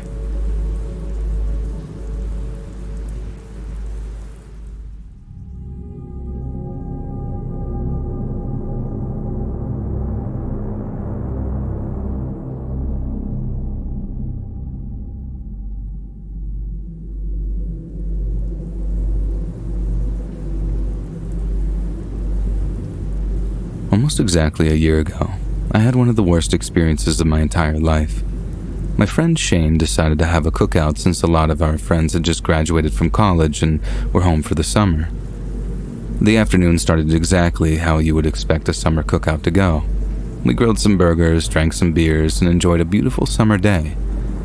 One of the great things about Shane's place was that it was seemingly in the middle of nowhere and located right on the lake. If you knew Shane, you would understand just how out of character this was for him. Shane was very much a city man. He grew up in the city, spent all of his time in the city, and even went to college in the city. Being outside, fishing, and boating are things that I never thought that I would associate with Shane, but here we are. He ended up getting a great job after college, received a massive sign-on bonus, and he works from home 90% of the time. He spent the majority of that bonus on a boat, even though he had never driven a boat in his life. The afternoon of the cookout, everybody was begging Shane to take the boat out, and he was refusing. I think the main reason he refused was that a lot of people were at the house, and he didn't want to leave them unattended, but honestly, I don't think that he knew how to operate the boat, and that's why he didn't want to take it out. As the afternoon progressed and people started leaving, and eventually there were only 7 of us left, the girl he liked at the time started to beg him again to take the boat out, and before he knew it, all of us were chanting and begging him to take it out as well, and finally, he gave in to the pressure. I knew right away that this was a bad idea. He was struggling badly to get the boat untied from the dock, and once we were untied, it was like a 15-minute struggle to get moving into the lake. It was clear to me that Shane most likely had never done this before, at least on his own. It was around 5 in the afternoon at this point, so it was still light outside, and we probably had a good 3 hours of light. I figured that we would take the boat around the lake a little bit, not move too far from shore, and be back before it got dark outside. Well, it was apparent that not everyone on the boat shared my concern. Everyone except me was pushing Shane to go further. Turn down this channel, go over here, etc. And before we knew it, we had traveled far from Shane's house. It was starting to get dark out, and I could tell that Shane was nervous. I asked if he knew where we were, and he just shrugged quietly. Around 8:30 it was nearly dark out, and everyone on the boat was getting cranky. And now tempers started to rise because Shane had no clue where we were, and he had no idea how to get back. Shane started yelling at everyone, telling us it was our fault for making him take the boat. He was half right, of course, but some of the blame is on him also since he gave in to the pressure. Around 9, not only were we just drifting on a pitch-black lake, but it also started to rain lightly, which caused the temperature to drop quite a bit. We all huddled up under the little canopy on his boat, and I said that I was going to call the authorities and they would send someone out to help us. Well, Shane didn't like this idea one bit. Basically, he said that we can't call. And this is when he finally admitted to us that he didn't have a license to drive the boat, and the boat wasn't insured either. So if the police came out, that he would be getting a nice number of fines. And so instead of getting help, we just kept drifting. And at this point, nothing was scary, it was just annoying. I mean, sure, the darkness of night on the water is eerie, but being cold, wet, and angry trumped any feelings of fear that I may have had. At nearly 10 o'clock, Shane exclaimed that he knew where we were, and he would get us back. He said that we were almost at his place. A few minutes passed, and we started making our way close to the shore. And just as we were preparing to dock, Shane said in a sort of depressed voice, "Oh no." I looked up and realized the reason why he said that was because there was no dock to be found, and no houses in sight. Wherever we were, this was not where Shane lived. Finally, I had the genius idea to check the GPS. I don't know why it didn't dawn on me until now, but I blame it on the drinking and the fact that I've never actually been on boats or used GPS on a boat. It took a second to find service, but when I finally did, I realized the nightmare situation that we were in. Not only were we nowhere near Shane's house, but we were also truly out in the middle of nowhere. The shoreline next to us was nothing more than a small little island, and the next closest shoreline seemed very far off. After some panicking and yelling, of course, we all calmed down and agreed to work together to get back to the mainland. The idea was that once we got to shore, we could just use the GPS map to follow the shore all the way back to Shane's place.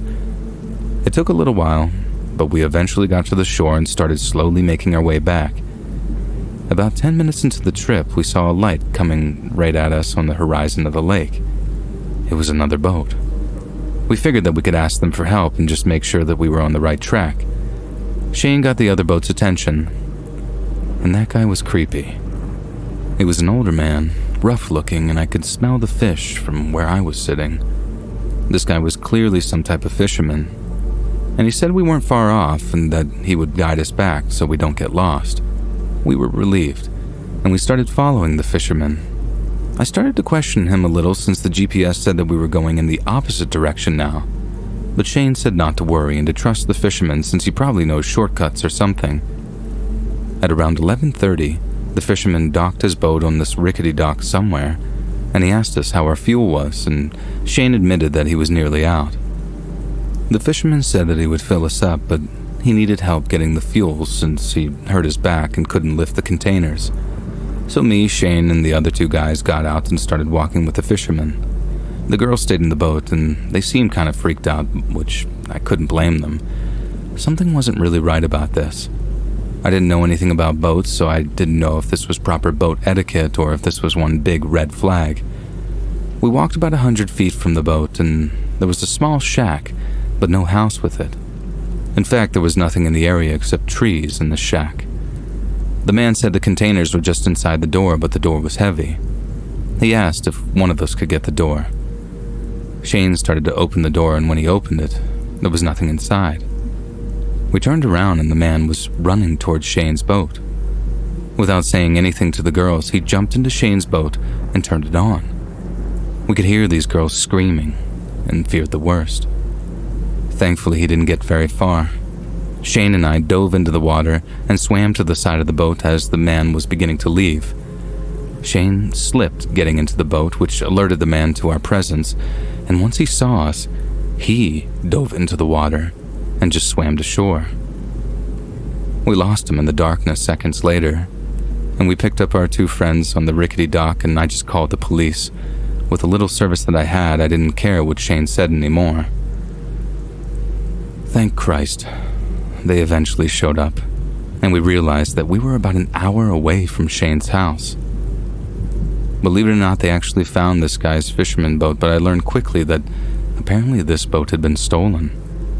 Shane got into trouble for not having his boat legals and still gave me crap for calling the police to this day, even though some deranged man almost stole his boat with our friends in it. I don't really talk to Shane anymore since that night, since he blames me for everything that happened. And as far as I know, they've never caught this random dude, so I have no idea what his plan was. All I know is that this was one of the worst nights of my life, and it could have been a whole lot worse if we hadn't caught him before he left the dock.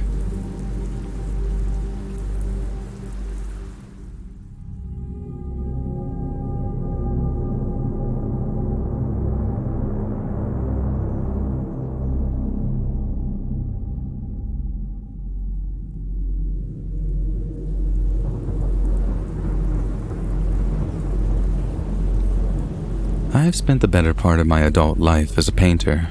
It can be tedious work, but it's paid me decent over the last 10 plus years. Being a painter has allowed me to open my own business, and to this day, it's been very successful. Over the years, I have painted all sorts of houses, new ones, old ones, and everything in between. I have painted some houses that look like heinous crimes have taken place there, but none of the houses have been more memorable than a house I was contracted to paint that was truly in the middle of Nowhereville, USA. About 40 minutes from where I live was this beautiful estate on many acres of land. I don't remember the exact numbers, but it was big. The house was 3 stories and very old. The guy who bought the house was an investor of some kind from Florida and wanted to buy a house in this area for some reason. I didn't care about any of that, since the guy was paying me well and a job is a job. My crew for this job was myself, my brother, and his wife. Since the house was so big, it was easily going to take several days to paint the entire interior of the house. The guy didn't live here, and the house was empty, so that made it easy. He was also putting in new floors in a couple of weeks, so I wasn't worried about covering the floors, which also made painting just a little bit easier. We started the job on Monday and was hoping to finish by the end of the week. Since nobody was at the house, I was even planning on staying a few late nights to get in some extra work. Monday was a little slow, but we put in some decent hours, and Tuesday we picked up some steam and got a lot of work done. My brother and his wife left at around 5:30 p.m. and I decided to stay to finish up one of the rooms. Well, the few hours that I planned on staying turned into about 5 more hours, which was a major mistake. My back hurt so bad and I was feeling incredibly stiff.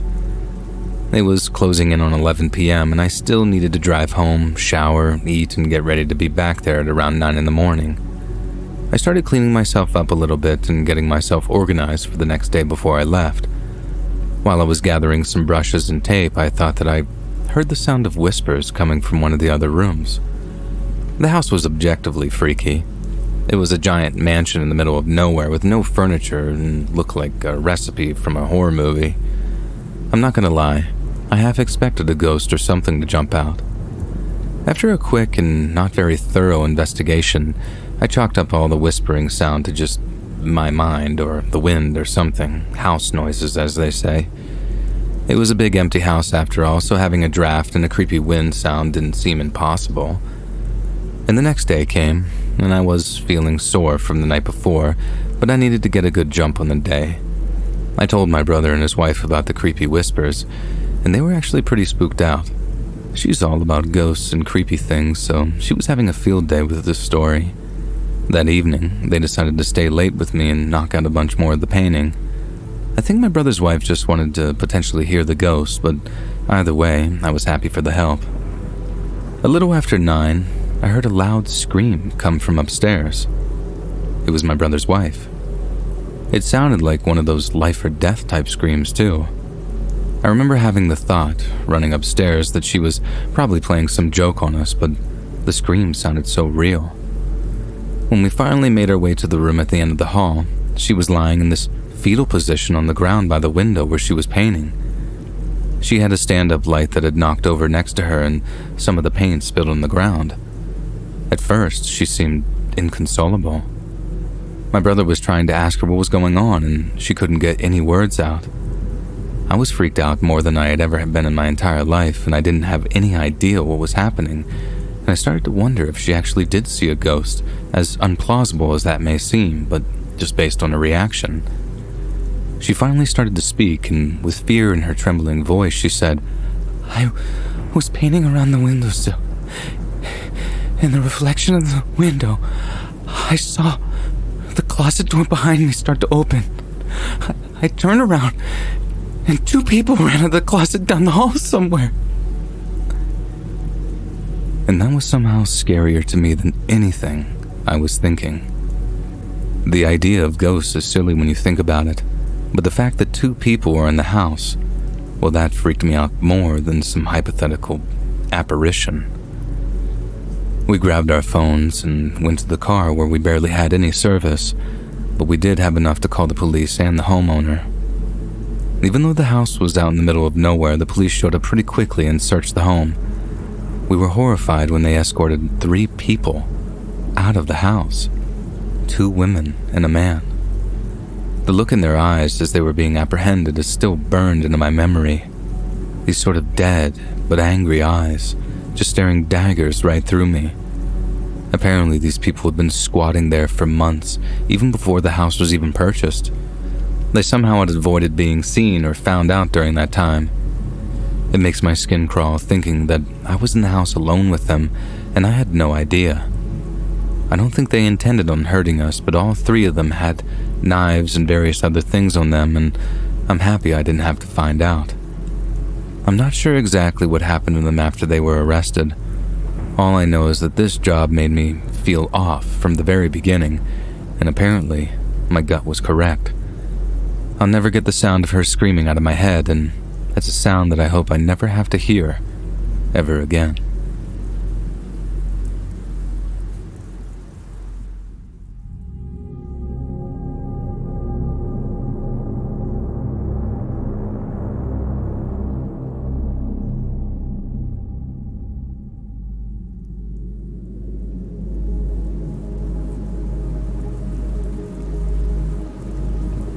Let the story I'm about to tell you be a lesson for you. Choose your friends carefully, because sometimes the people you think are your friends are the very monsters we're afraid of. I know that sounds kind of cliche, but honestly it's true. This is an absolutely crazy story, and I'm still in awe of how certain individuals can act. A little more than a year ago, I moved to a new town. I'm a city girl, but was happy to start a new life in this town. I don't want to say that this is a country town, but it's a fraction of the size of the place where I grew up. I spent the first few months just keeping to myself and learning the day-to-day operation and how it works at my new job. On weekends, I would just sort of listen and see what everyone was up to. A couple of weeks into the job, I finally got invited out by one of the girls I worked with. I'll be honest, this was a lot like high school. This was the girl that I wanted to hang out with. She was the popular girl at our job, and all the guys liked her, and the girls wanted to hang out with her. Yes, we were adults, and this mindset still applies. We went to some local bar that Friday night after work. I wasn't drinking much since I didn't want to make a fool of myself with my potential new friends. It didn't take long for me to realize exactly the kind of person she was. For the purpose of the story, I'll refer to her as Marissa. She was getting that wild level of intoxicated, and it was uncomfortable. I laughed along and just hoped the night would end soon. I made sure all the girls got an Uber home, and I finally headed off myself at around 2 a.m. I was exhausted that night and clearly underestimated these girls. When I woke up in the morning, I had forgotten about a lot of the nonsense from the night before and just remembered the good times. I was happy to have friends and not be alone, and that thought alone blinded me from the reality of who Marissa really was. The next night, we all hung out again, and the night was a copy of the previous nights. Nothing noteworthy other than Marissa being out of control again. That week at work, all week long, Marissa was constantly saying how she couldn't wait to get out again this weekend and that she loved hanging out with me. I was actually flattered and was ready to do it again this upcoming Friday. Friday came, and this time she was beyond intoxicated. She had become mean, even to her friends and the other girls we work with. They all left and, in so many words, basically said, "Forget this chick." I was paraphrasing there since I don't want to write what the girls actually said, and before I knew it, it was just me and Marissa at the bar, and she was barely coherent. I got her home and stayed on her couch to make sure that she was all right. When I woke up in the morning, she was already awake and cleaning her kitchen. She thanked me for the previous night and invited me to a party later in the evening. I knew I didn't have plans, so I of course accepted the invitation. She told me to pick her up at around 10 that night and that she would direct me to the party.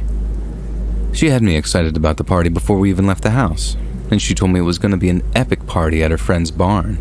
Massive bonfire, some food, drinks, dancing, and much better company than we would have at a local bar. I was so excited that I was basically singing in the car. Well, that excitement started to dwindle when I realized how long we'd be driving. It was after 11 and we still weren't there. If I knew I was going to have to drive an hour to some party, I would have declined, but Marissa was pumped and I really wanted her to like me. She finally had me pull over, and sketchy is the only word I can think of to describe the situation. There was nothing in sight at all. No streetlights, no signs, no houses, and most notably, no party. I asked her what was going on, and she says, "You're going to love this." It was so dark when we pulled up, I didn't even realize that there was a small barn on the side of the road. I could see the beam from a small flashlight shining through the doors. Marissa told me that the party was over there and we needed to hurry up, which made no sense. Why would we need to hurry up? While we were briskly walking over towards this barn, I noticed that Marissa was wearing jeans and the person who was waving the flashlight seemed to be dressed in all black. Yet here I am, wearing some cute dress, and I got full makeup on. When I was almost at the barn door, I noticed that Marissa seemed to have fallen back. She was walking about a foot behind me for some reason. The guy with the light opened the door, and inside, I still can't believe what I saw. It was one of Marissa's friends from the bar, the one that said not so nice things to her. She was sitting unconscious in a chair. I immediately freaked out and demanded to know what was going on, and Marissa replies, "She disrespected me, and now she's paying for it." I was stunned by the completely unhinged nature of her. I knew at this point that she was a wild party girl, but I didn't think that she was capable of whatever this was. I didn't want to know why I was there, and I didn't give her the option to tell me. Thinking as quickly as I could, I just kicked some dirt in the guy's face who was holding the light, and I just grabbed the unconscious girl. I wasn't worried about Marissa stopping me because I was nearly double her size. I hoisted her up, running to my car, and basically threw the girl in my back seat and sped off. While I was driving, I was fortunate enough to get some service, and even though, like I said, there was nothing anywhere close to us, I was able to call the police and told them that I had an unconscious woman in my back seat. I told them about Marissa and that she was with a guy.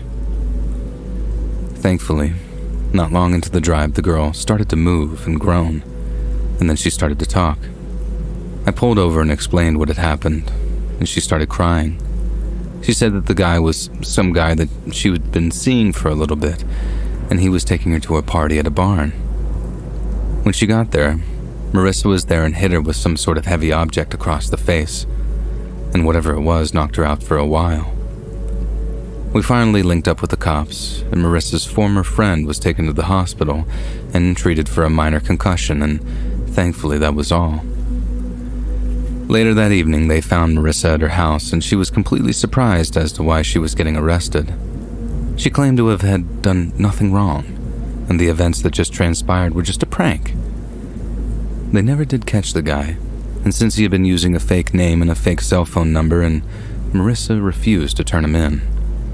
From what I understand, she still claims that this was just some sort of prank, and now she's locked up under false pretenses, under her word. I can't remember exactly what they did charge her with, but I know she got in trouble for assaulting her with a weapon and kidnapping, so obviously her future doesn't look too bright. This was truly insane to be a part of, and I hope at least one person can learn from my mistakes.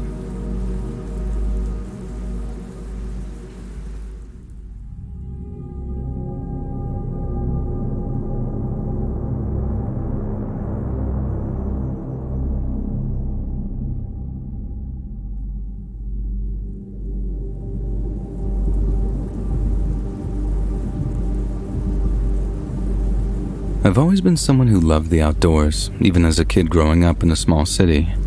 My parents would have to yell my name from the porch to get me to come in at night, and I grew up when internet was still a relatively new thing and you had to use dial-up to get connected.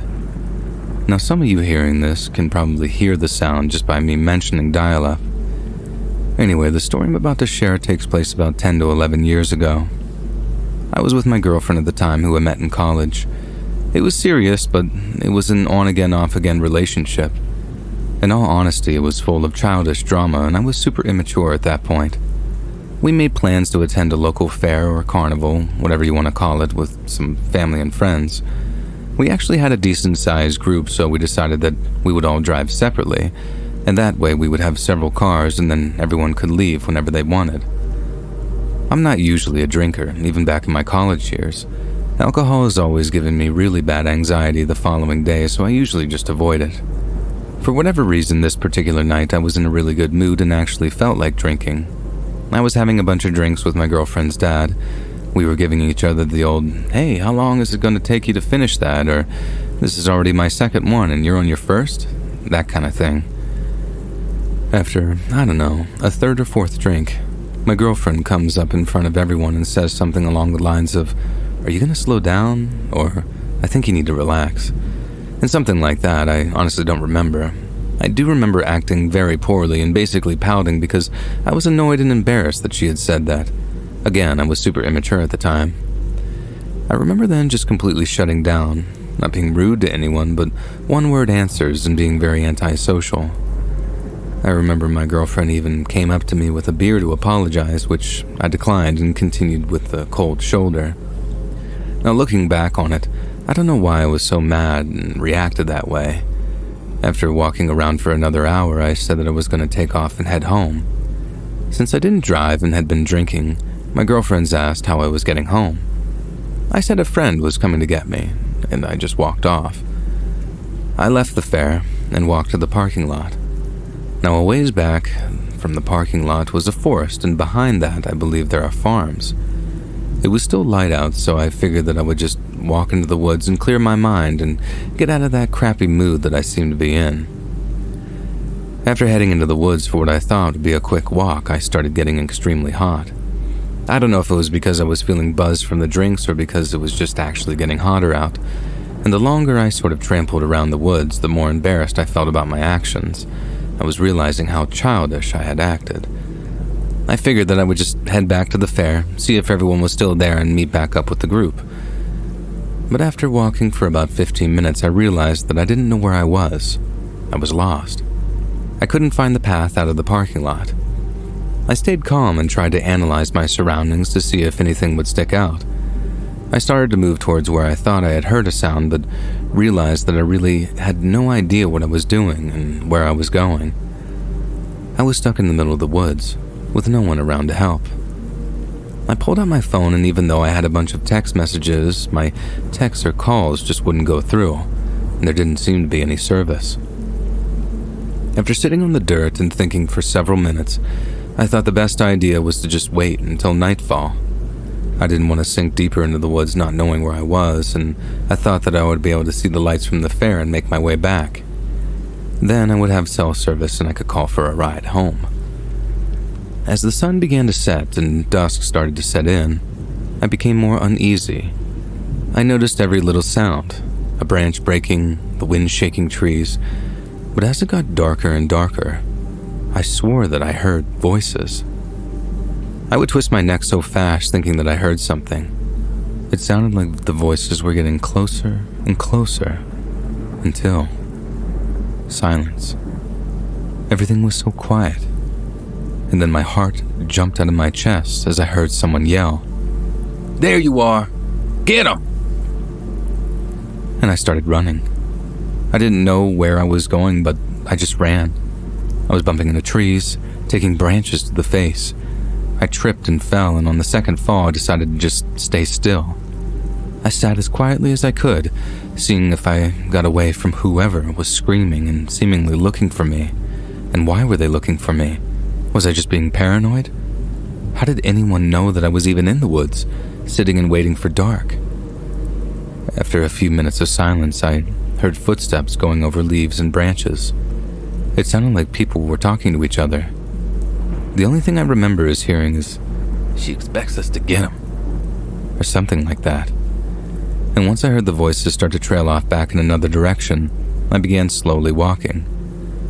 It had become very dark and I wasn't able to see any lights as of yet. But after what I assume might have been 5 to 10 minutes of walking, I started to see a glow in the distance, and as I moved closer, I could hear the murmur of life. As soon as I realized that it was the fair, and my way out, I just sprinted as fast as I could. I don't think I'd ever been that scared in my life, but I always look back on this experience wondering if there was anything to be scared about. Who were the people in the woods? Were they even looking for me, or was it just some big prank or coincidence, or maybe it was someone just being an idiot? I don't know. Whatever it was, now when I'm out hiking or in the woods, I always feel like I see something in my peripherals even though I know nothing's there. I always make sure that I'm back home by dark.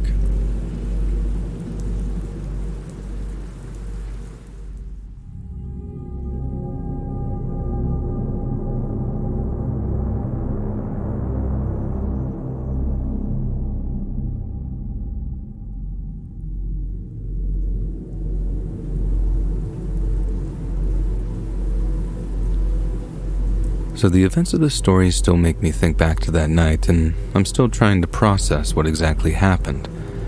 The events that took place on this strange night were about 10 years ago from the moment I'm writing the story. My friends and I were 17 years old and spent most of our weekends with each other, a habit that started back in elementary school, playing video games and sleeping at each other's houses. All through middle school and high school, this was our weekend routine. At one point during senior year, we decided that we wanted to mix things up a little bit by taking a little night drive. It was myself, who had a license and a car at this point, and my 2 friends, Robbie and Scott. My parents trusted us because, all things considered, we were good kids. The night started out like most nights. Scott and Robbie showed up at the house to sleep over for the night. We ordered some pizza, played some games, and just talked about school for a little bit. Shortly after 11 p.m., we decided to go for a ride. For no other reason than to listen to some music and just exchange some good old-fashioned conversation. We just drove for a while, turning down roads that we didn't even know existed, and before we knew it, we'd been driving for several hours, and I couldn't remember the last time we saw streetlights. It was extremely dark and desolate wherever we ended up driving.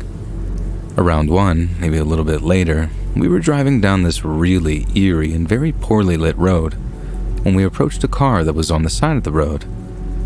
But it was not just parked on the side of the road. It was kind of somewhat crooked, and the hood was tucked into the shrubs, almost as if though the car had lost control and got into an accident. The red taillights were still giving off a soft glow on the road, and Robbie suggested that we look in case someone fell asleep at the wheel or something bad really happened. If someone had got into an accident, it would have taken hours for paramedics to find them if we didn't do something right now. We slowly and cautiously approached the vehicle. It was an older red Honda Civic. We got out of our car slowly and began approaching this red car. Robbie said in this really brave voice, "Hey, anybody there? You hurt?" And there was no response. And as we got closer, I shouted, "Wait." While we were walking over, I started to make out some type of figures in the back seat just sitting up. And Robbie shouted again, and this time with a bit of urgency in his voice, "Hey, are you okay?" Again, there was no response. No noise at all except for the motor of my car running several feet behind us. After a moment, Robbie finally said whatever and approached the red car, and we followed closely behind him, even though I felt something was wrong in my gut. We all were shaken with immediate fear as we went up to the window. There was, in fact, a person in the back seat, but almost more hauntingly, it was a mannequin, not a real person. And my first thought was, who in God's name would drive around with essentially a lifelike doll in the back seat? Admittedly, we got a good laugh out of this for a moment, but then the paranoia of this situation came back. Robbie continued to scream if anybody needed help or assistance, but there was still no response. And this is when I noticed that this mannequin had something in its plastic hands. It looked like some sort of tape, a VHS tape. Without thinking, I took the tape, and I didn't even tell my friends until later that night. We decided to just call the police, which we should have done in the first place, and we reported this abandoned car. The police asked for the license plate number, and that's when we noticed that there was no license plate on the car. Whoever ditched this car either didn't have plates or took those plates with them, and all they left behind was that creepy mannequin with that old VHS tape. So we made our statement and told the cops the location of the car and left. Later that night, while we were talking about this incident and just how crazy it was, and that's when I told my friends about that tape that I took from the car. In a sort of shock and perhaps a bit upset that I didn't mention it before, they of course wanted to watch it right away. On the sticker in front of the tape was this plain white sticker that only just said, "Watch me," written in black marker with very crudely drawn skull and bones. I had some pause, but decided that we had to watch it. Curiosity was getting the best out of all of us at this point, and I found my parents' old VHR in the crawl space and hooked it up to the TV. The tape began with about 5 seconds of a black screen and just the sound of a static tone. Then a man came on the screen with a beard and long hair. The quality of the tape was horrible. He stared into the camera, almost as if though he were staring right at us, and he wore a red flannel and sat at a table next to what appeared to be a workbench of some kind. He stared into the lens for 2 minutes straight without saying a single word.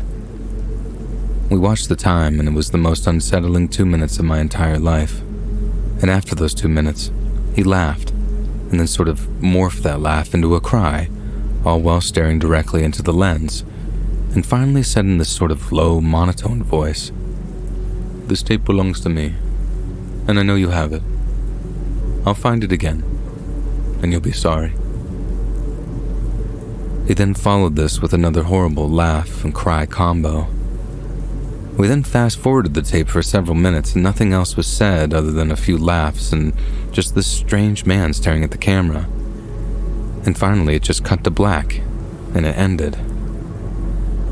Now, after a bit of conversation about this situation, being stupid kids, we decided not to give the tape to the police. I just kept it. And after all these years, the tape still sits in my bookcase.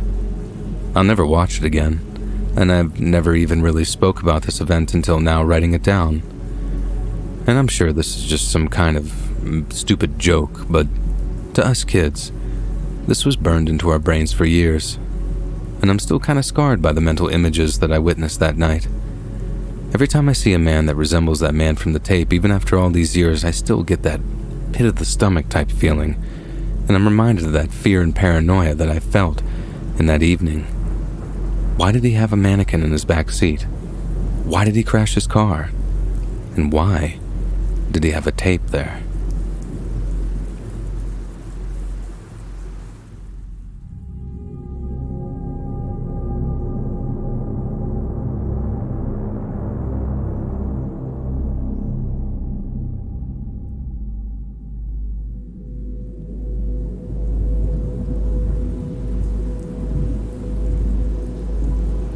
When I was 25 years old, I was desperate to move out of my house. Most of my friends were either in college or have moved somewhere else. I was still living at home with my parents, and sometimes I wondered if living under a bridge would be better. Obviously, I knew it wouldn't, but that's how badly I needed and wanted my own space. I was checking online for listings, and I found a bunch of places in my area to rent on the Facebook Marketplace. I couldn't believe how easy it is to rent a place in this time that we live in. Being young and stupid and probably a little naive, I found a listing on Marketplace that was the definition of too good to be true.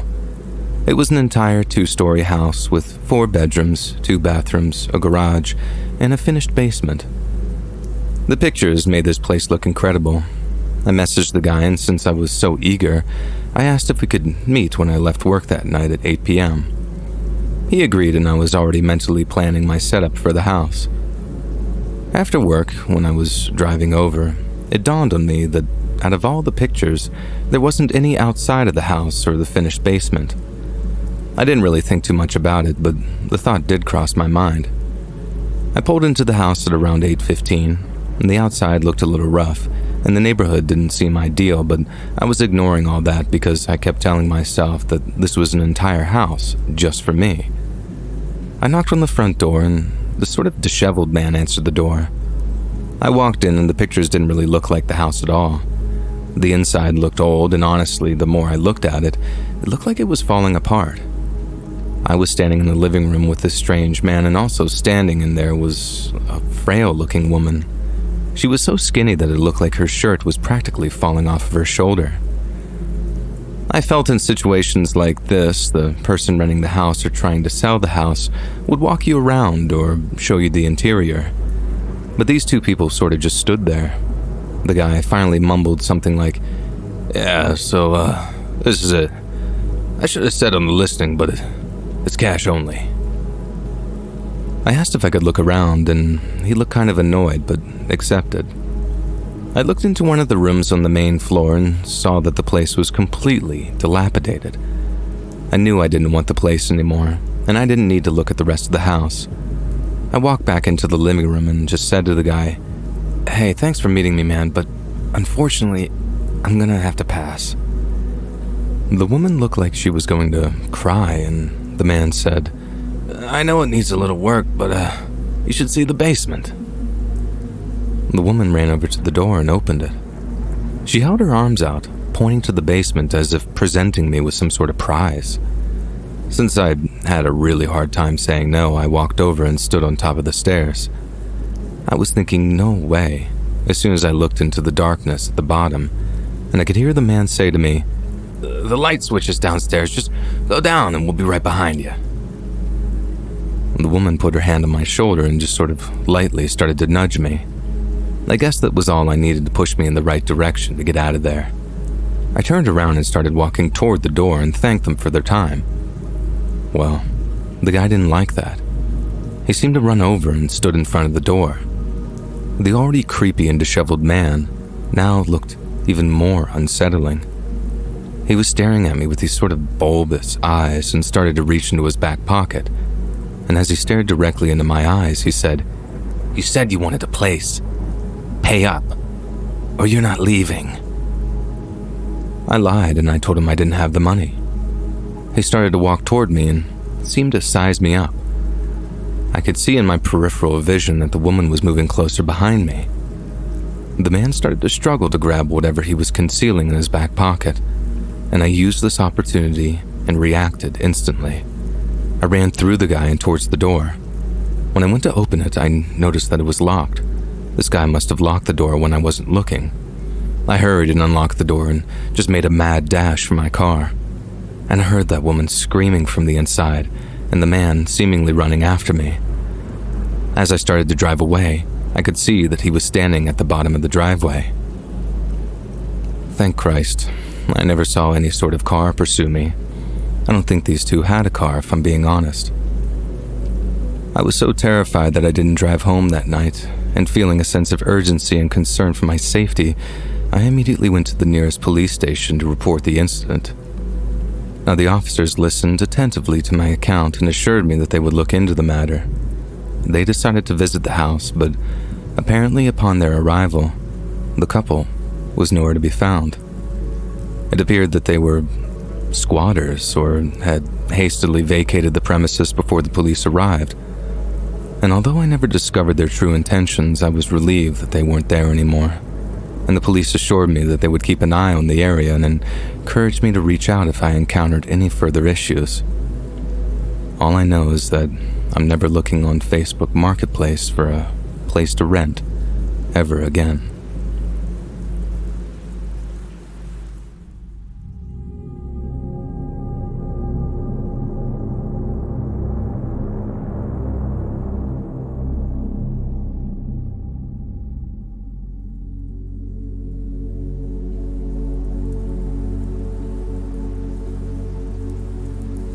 The events of this story took place just a few days ago, so they're still fresh in my mind. I suppose this story is more creepy and just flat out weird than scary, but the more I sit and reflect on it, the more I think to myself that this could have turned into a real nightmare. Just a little backstory first. I worked as sort of a freelance camera operator. Local artists, students, and even just random people hire me to record content for them. I have done everything from documentaries to weddings, and I even shot a short film about aliens for some guy. I'm not rich, but I make enough to pay my bills, and I get to do what I love. About a week ago, I got into a car accident though, and my car was completely totaled. Now, on a side note, that was horrifying and could be its own story. An old lady fell asleep behind the wheel, crossed over the median, and hit me head on. The fear of seeing a car coming directly at you at full speed was one of the worst things I'd ever witnessed. Fortunately for me, that story ends there, and the old woman and I were left completely unharmed, thank God. However, my camera would not be so lucky. Along with my car being totaled, my camera was destroyed in the accident. When the woman hit me, due to the impact, the camera flew off my passenger seat and went right through the windshield. I ended up crying about my camera and not the car. The accident was on a Wednesday and I needed a camera for Saturday for a job that I was doing. I started to text everyone I knew to see if I could borrow a camera, but nobody had a camera that I could use. I thought that maybe I could use my iPhone camera, but I knew that that would prove to be more trouble than it was worth. One of the people I texted told me to check Facebook Marketplace. I loved the idea and was surprised that I didn't think about it sooner. I couldn't believe all the stuff that I was finding there. I was trying to focus on the one thing that I needed, which was the camera, and I eventually found a guy named Devin who was selling a camera that was nicer than mine and a microphone to go with it, which I didn't own at the moment. He was asking for $100 for all of it, so I felt like I couldn't resist that offer. I told him I needed it right away, and he agreed to let me come pick it up right after we messaged back and forth. I didn't feel weird and sketchy about any of this. He lived in a fancy building downtown in one of those luxury apartments. Also, it was early afternoon, so I wasn't worried about meeting some strange person at night. I borrowed my mom's car and drove to the apartment. The guy lived on the 12th floor of the apartment all the way at the end of the hall. I remember staring out of the window at the end of the hall for a minute or two before I knocked on his door. When I knocked, he answered right away, almost creepily fast. It was like he was standing there waiting for a minute. I walked in and he seemed like an alright guy. He was good looking and was dressed in really nice clothes. He was tall and had the whitest teeth I'd ever seen in a person. We made small talk for a little while, talking about cameras and what I did for a living. He then went on to tell me that he did some acting for a while and that he made most of his money as a model. I was interested, so I was genuinely listening to the guy. Finally, he walked over to a room on the far side of the apartment and said in a very calming voice, "Okay, well, the camera's in here, let me grab it for you." As he was entering the room, he stopped for a second and turned back to me and said, "You know, being a camera geek like me, I think you'd love to see my new camera setup. Come check it out while I pack up the other camera and everything else for you." If you're listening to this, you may be wondering how I could be so stupid to follow a stranger into a small room. Well, the answer: this guy totally disarmed me. He gave me no red flags or any other indication that he might be a sketchy person. So I followed this guy into his room and shut the door behind me, and this was the first indication that something was wrong. Then I looked at the room. There was nothing in there except a camera and a tripod. In an extremely creepy voice, he said, "You know, you'd make a great model." I didn't answer him. I just turned around, opened the door, and left the room. Then I ran and left the apartment without the camera he was allegedly selling. He didn't pursue me, and he didn't message me again. That was the end of that encounter, so I realized that nothing technically happened to me, but once that door shut behind me, and he was standing over me, I knew something wasn't right.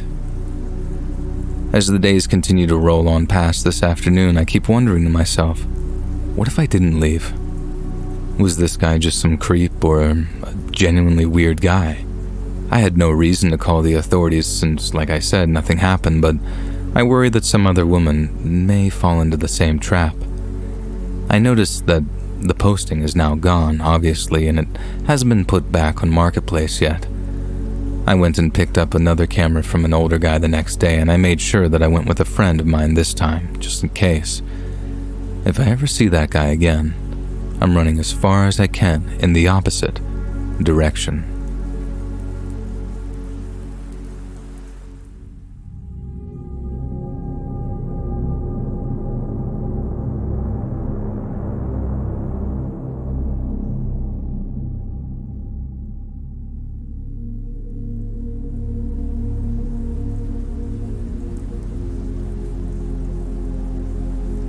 After graduating from college, I recently moved to a new town and I'm still trying to get settled in. I got a job at this local market basically unloading trucks. It pays decent and it's just a placeholding job until I can get another job in my field. More than anything, I like the scenery of the surrounding area of my job. The building is located right on the side of a lake, so when we're outside unloading trucks, I at least get to stare at the beautiful lake. When I moved here, I really didn't take much since I'm only in a small studio apartment. I have recently started picking things up every week to make my little apartment feel more like home. The one thing I don't have, and I severely underestimated the price, was a stand for my TV. Right now I have my 60-inch TV on the ground and it looks sort of ridiculous. My friend from work told me to check out the Facebook Marketplace, and I gotta be honest, I was a bit on the fence. I remember growing up and everyone was talking about how sketchy places like Craigslist were, and I just assumed Marketplace was the new version of that. The friend who told me about Marketplace showed me a whole bunch of pictures on his phone of stuff that he bought on Marketplace for cheap. Basically, he got an entire living room set in perfect condition for $100. He explained to me that a lot of people are always looking to get rid of stuff, and sometimes they'll basically give it away for next to nothing. We searched for TV stands, and I was excited to see all the stands on Marketplace for way cheaper than I was expecting. The first one I clicked on, I loved. The stand was specifically for a 60-inch TV, and the woman listing it said that she needed to get rid of it right away because she's moving at the end of the month. She was only asking for $25 for this beautiful wooden stand. I understand for most this may be a red flag, but because I was listening to everyone tell me how good the deals were out there, I just assumed this was normal. I didn't even bother looking at this woman's profile or any information, just the contact information in the post. I messaged her and got a response back within a few minutes. We exchanged some messages talking about the stand, and I told her that I wanted it, and this is where things started to get a little weird. Our schedules didn't line up, and she told me that she only had a few more days to get rid of the stand. I told her that I worked Monday through Friday from 6 a.m. to 3 p.m., but she worked from 2 p.m. to midnight, and I wasn't going to drive 30 minutes away at midnight when I have to wake up at 4:30 in the morning for work. She then suggested to me that she could meet me at the lake next to my job at 5 a.m. before I start work. Not far from where I work is a parking lot where you could park if you wanted to walk the various trails around the lake. We agreed to meet there at 5 the next day, and I would purchase the stand. I felt a little bad about making her do this when I wouldn't make the late-night trip to see her, but she claimed that she didn't mind and was willing to do whatever she needed to do to get rid of this stand. I was just happy to finally get my TV off the ground. The next morning was one of those damp and foggy mornings. If it wasn't for the fact that I was getting my TV stand, I would have probably hit the snooze like 2 or 3 times. I pulled into the parking lot of the lake just a few minutes before 5. I parked right in the center of the big parking lot and pulled out my phone. I sent her a message saying that I was here and just to message me whenever she got there, no hurry. A few minutes later, I got a message from her. It said something like, "Sorry, I'm just seeing this. I'm already here, actually. I'm in the van parked by the big tree in the corner." I looked all around, and sure enough, in the back corner of the parking lot was a van. It was so dark at this time of the morning that I didn't even notice the van when I pulled in. I started to drive over, and as my headlights were illuminating the van, I realized that there was nobody inside the van. I stopped my car, still quite a bit of a distance between us, and I messaged her saying, "Hey, there's no one in the van. Are you sure this is you?" And she responded right away and said, "Yeah, I'm in the back of the van getting it ready. Just pull up next to the van and open the back hatch." Something felt very wrong and off about all of this. I slowly pulled up next to the van, but didn't get out. I kept my doors locked and my car running. She messaged me again, "Aren't you going to get out?" I didn't respond. I started to reverse so that my headlights were hitting the windshield of the van. I clearly noticed that there was no one inside the van. No lights at all were on inside that van, and I couldn't understand why she wouldn't just get out. Instead of trying to figure this out more, I decided to drive away. I looked in my rearview mirror, and behind the trees next to the van, I saw 2 people emerge. They had something in their hands, but I couldn't tell what it was since it was so dark. I didn't drive to work just yet and drove to a local gas station to get coffee. I was shaking because the gravity of what had happened just started to set in. While I was sitting in my car in that gas station parking lot, I got a message from that woman again that said, "Good call, bro." I tried to inform the police, but I saw that the listing was gone and so was that profile. They did take all my information, so I'm not sure if there was a way that they can find this seller. I was terrified for days, and I'm still pretty freaked out. I swear I thought I saw that van following me about a week ago, but I'm sure it was just my paranoia. I realized I'm lucky I made it out unharmed, but it did make me realize just how quickly something horrible can happen if you're not paying attention. Be careful meeting anyone online because there are some truly evil people out there.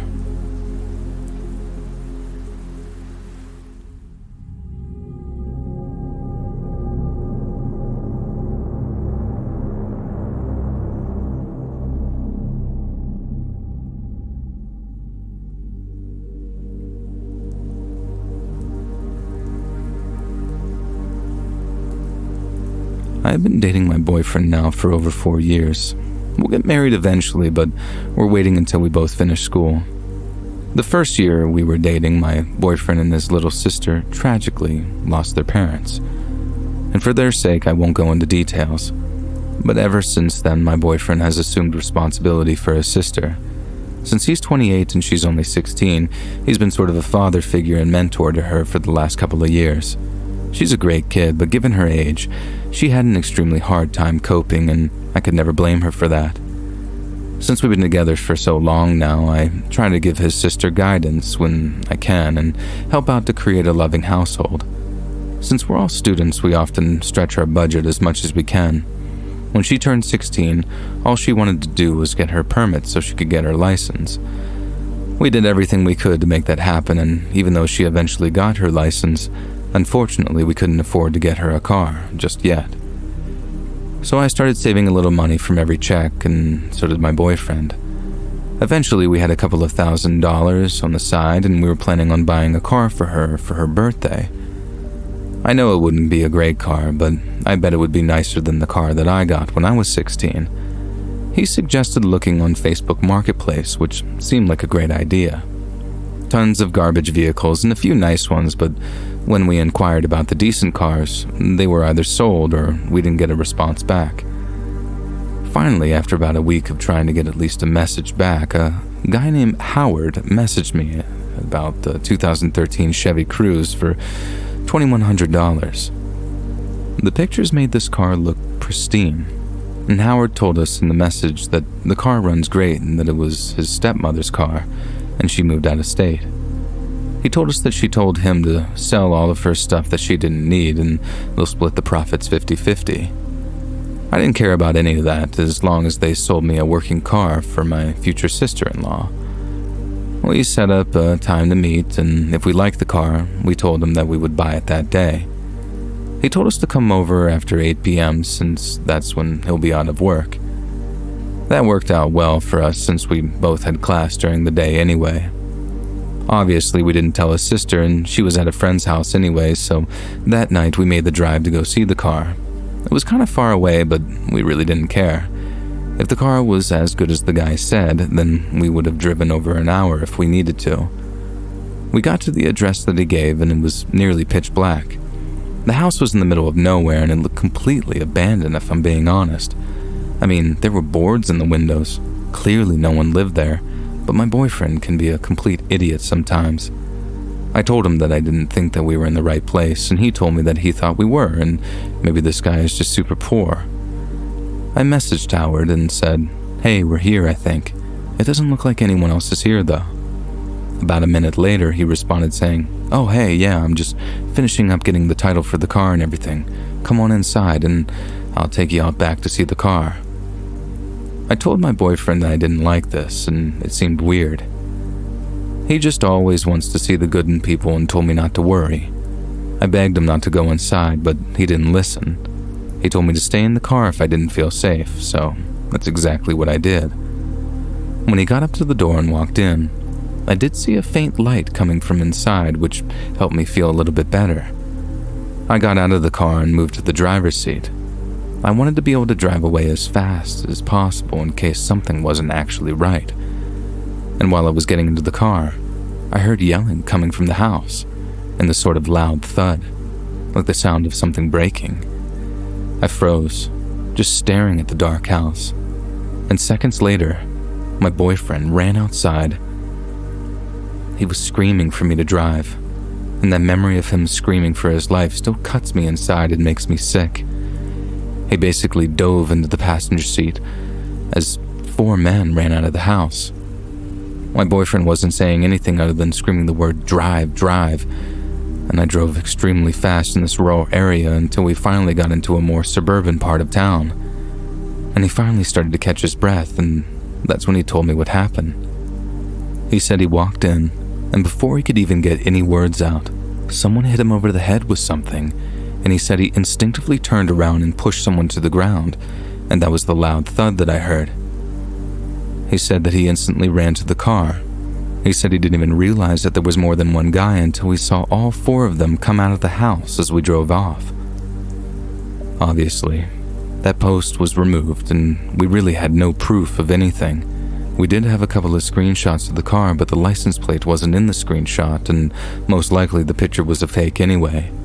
We still reported this, obviously, but nothing ever happened. It gives me nightmares thinking about the possibility of how many times this worked. I always hoped that nobody would fall for this trick, but I'm not that naive. All I can hope is that somehow, some way, these horrible people were caught, and nobody else has to endure the same nightmare that we did, or even worse.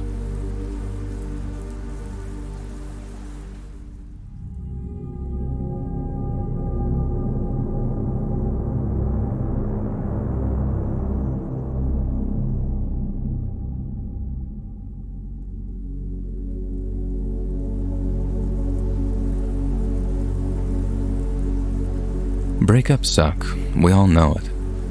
Not long ago, I broke up with my ex of nearly 10 years. It was over long before then, but I have a hard time ending things. She's a sensitive person, and whenever the subject of ending it came up over the years, well, let's just say that she would go into shutdown mode. I realized prolonging the relationship was making it worse, but I didn't understand that at the time. I also want to mention, to protect everyone's privacy, that I won't be using names or locations in the story. I'm still close with the family, and they've already dealt with enough in their life, and I don't want to bring more stress in there. When I finally ended it for good, it went about as well as you can imagine. She took it horribly, and it was a few rough weeks of fighting, crying, and even some threats. But eventually, the split was final. She moved in with her aunt, who lived about an hour away, I think, but I'm not exactly sure. Since I stayed in the house, I ended up giving her a lot of the furniture, which was fine with me. I make decent enough money that I could afford new couches and whatnot. I planned on going to one of the big chains to get all of my new furniture, but in the short term, I needed something in my house to sit on since I was watching TV in a lawn chair. I looked on Marketplace to see if I could find anyone who was just trying to get rid of some furniture. What I found was this super ugly yellow love seat. I know that sounds disgusting, but I have this weird fascination with the color yellow, so I was all about it. But the most exciting thing to me was that the woman was selling it for $40, and it looked like it had never been sat on before. I messaged the woman and set up a time to come see the love seat. She lived about 40 minutes away, but I didn't mind the drive. I drove out to the small house that sat in a sort of semi-secluded area. I knocked on the door, and an elderly woman answered. I told her that I was there for the love seat, and she looked scared. She screamed that she didn't know who I was or what I was talking about, and she slammed the door in my face. I went back to my car and checked the address in my messages.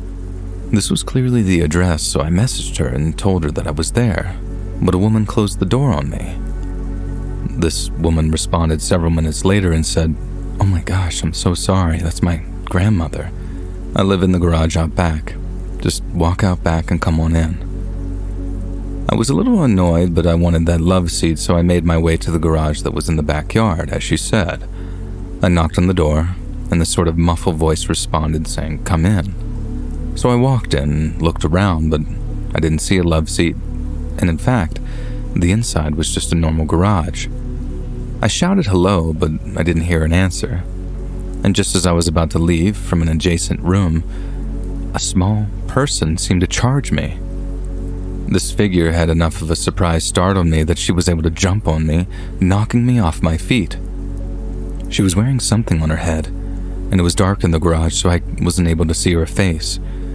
She was yelling and screaming, and finally whatever it was came off. And I saw. It was my ex-girlfriend. I'm not even joking. I was so flabbergasted, and I was able to push her off, and instead of running, I just got up and started yelling at her.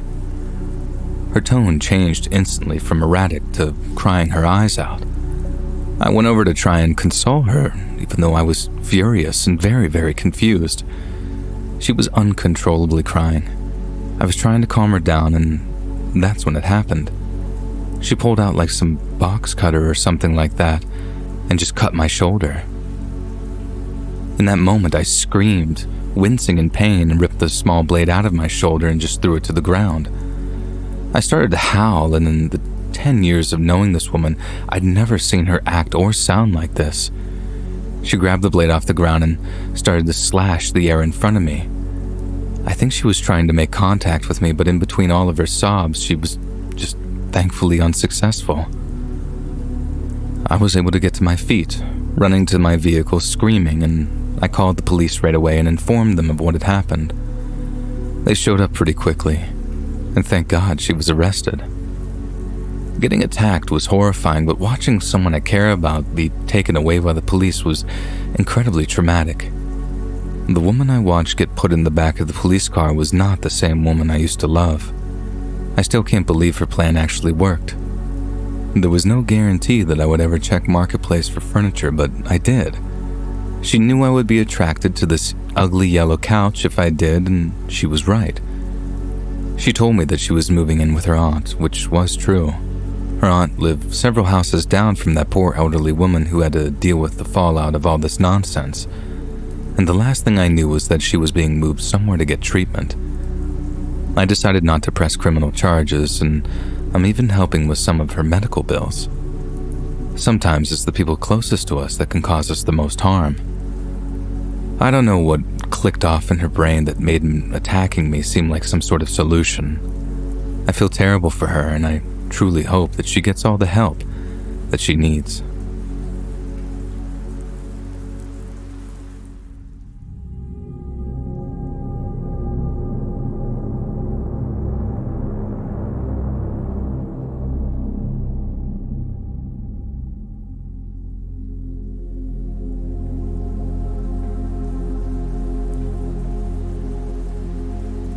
For anonymity, I'm going to leave out some details from my story that I'm sharing with all of you. All my wife wanted for her 31st birthday was to go on her favorite country artist's summer tour. The average ticket price for even mediocre seats seemed to be over $200, which was surprising to me. I didn't go to many concerts, but I thought it would be cheaper than that. Anyway, I got lucky, and the tour was coming pretty close to our hometown, and I knew that it would be the perfect gift. The tickets were going to be on sale on a Tuesday, and since I was working, I was going to get online and grab them after work. Well, again, my ignorance of the concert scene came into play, and the show sold out almost immediately, and I saw that there was absolutely nothing available when I got home from work. I was texting with one of my buddies, and he told me that I could look on the secondary market for seats, but I would probably have to pay an upcharge. I was excited that there was still a chance, though. I began scrolling through the main sites, StubHub, Vivid Seats, and all those others. After limited success, I switched gears and began looking at Craigslist and Facebook groups and markets to see if I could find anything from a local seller. I sent a few messages out but hadn't really received responses, and the ones that did respond were increasing the price after every message, it seemed like. As the days and weeks rolled on, though, I was getting ready to give up, until I found someone selling 2 tickets for what seemed to be a reasonable price. Their name was Victor, and he had the tickets listed on Facebook Marketplace. I messaged him in a hurry, praying that they were still available. I didn't receive a response in the next half hour or so, and I assumed that they were most likely spoken for. I decided to get some sleep and just went to bed, pretty disappointed. However, when I got up for work the next morning, I had a message from that Victor. He sent the message at around 4 a.m. and said that the tickets were still available. I was ecstatic and asked when I could grab them or meet to pick them up. He replied and said that he had a few other inquiries, so I would need to send the payment via PayPal, and then we could schedule a time to meet up. He was okay with using PayPal goods and services, so I knew my money would be protected if he was trying to scam me. I quickly sent the payment, and he confirmed that it was received. He said that he could send the tickets virtually or provide the physical copy of the tickets if that was preferred, and since it was a gift, I asked if he could meet up for the physical copies, and he said he had no problem with that. We made a plan to meet at a local grocery store at about 8 p.m. so I could get the tickets. I showed up a little early and parked in the back left of the lot as we agreed to. About 50 minutes later, an old Marin Oldsmobile pulled up and sat a few spaces away from my car. I wasn't sure if it was Victor or not, so I just waited. After about 5 minutes, the door to the other car opened, and I asked, "Hey, are you Victor?" And they responded, "Yes. Hi, thank you, I appreciate you buying these for me. Here are your tickets." Now, we small-talked for about a minute or so, and I thanked him and said that they were for my wife's birthday, and we both went our separate ways. I wrapped them up in a box for my wife and gave them to her for her birthday, and she was so excited that we would be going to the concert just a few short weeks later. We get to the concert, and everything was amazing. The seats have a really great view, we've already grabbed some drinks, and we're having a fantastic time. About 15 minutes into one of the opening acts, someone tapped me on the shoulder and said, "Hey, great to see you." And I kid you not, it was Victor. I was like, "Oh, hey, what's going on?" And he responds, "Sorry I'm a little late, the traffic was crazy." Victor reached across me and put his hand out to introduce himself to my wife and said, "I'm really glad you can make it." My wife, who was polite enough, didn't say anything to me immediately, but after saying hello and introducing herself, she pulled me aside and asked who that was. I told her it was the guy that I bought the tickets from. I didn't know that he was going to be there. I thought he was just selling the tickets. Now listen, Victor seemed like a really nice guy, and I had no problem sitting next to him for the entire show while my wife took the aisle seat. But some of his comments throughout the night were pretty confusing. He was making it seem like we had all made this plan to go together, and that we were a group of friends just hanging out. I was polite and tried to answer him every time he said something, but there was definitely a few times that I just tuned it out and enjoyed the show and made sure my wife was having a good time. Anytime he would say I'm really glad we got together or something weird like that, I would just give him a half smile and sort of nod. Clearly there was something wrong with this Victor guy. My wife was having a blast though, and that's what was important to me. As the concert grew to a close, Victor leaned over to both of us and said, "What's next? What do we got planned for the rest of the night?" My wife looked at me confused, and I said, "Hey, I appreciate you selling us the tickets, but we're gonna head home. Have a great night, alright?" I got up and grabbed my jacket as my wife did the same. We started to walk up the aisle, and I felt something grab my arm. It was Victor. And before he could say anything, I said, "Hey, what's wrong with you? I don't even know you, man. Why don't you just leave us alone, alright?" At that moment, I was pretty angry, and after a night of appeasing a complete stranger's notions, I think my patience had grown a little thin. But as we left, I felt bad and regretted having yelled at him. It was pretty late, and my wife and I decided to grab some food on the way home and eat it on the couch before bed. The next few weeks went on as normal. My wife and I were both busy with work and had a ton of things to do around the house with any free time that we had. I remember going to bed really early one night and trying to read to fall asleep when I got a Facebook alert on my phone. It was a message from Victor saying, "Hey, I had a nice time at the concert with you and your wife. I'm sorry if I overstepped, but I'd like to take a chance to, get to know you both better." I deleted that message and I blocked his account instantly. I was now creeped out. I didn't really use social media all that much, and this was why. Weird people on the internet. I'm gonna be honest. The message creeped me out, and it was on my mind a lot over the following days. But eventually, as all things do, it began fading slowly from my mind. About 6 or 7 weeks after the concert, my wife and I were sitting on the couch, messing with our phones, and our dog started going absolutely crazy as there was a loud pounding on the door. Outside of a few immediate family members, we never have anyone over as our Akita is old and not the best at meeting new people. I told my wife to stay where she was, and I would go through the garage to see who it was. As I opened the garage and went towards the front door, my heart sank. I saw that it was the weirdo from Facebook Marketplace, Victor. And I was at a loss for words. But I think I finally muttered out something like, "What the hell are you doing here?" He said something along the lines of, I know, I'm sorry, I shouldn't have showed up unannounced, but I have tickets for next week. The show, and I thought you and your wife might want to go." He had a huge and uncomfortable looking smile on his face. I asked him how the hell he knew where I lived, and he said he got it from the PayPal transaction. I told him that if he ever came to my house or my family again, I'd call the cops and let him meet my 200-pound dogs that he could hear going crazy inside the house. His smile turned to a frown, and he said, "We'll see," and walked away. I took a few moments outside to collect myself and went back inside. My wife asked me who that was, and I told her it was just UPS and that I got another package. For the next few nights, and even weeks, I felt like something was off. I noticed the motion lights going on more frequently.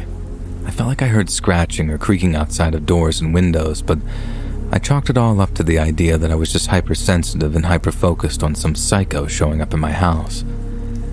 Thankfully, we hadn't had any additional incidents or run-ins with Victor, but I know that I will never buy anything from Facebook ever again.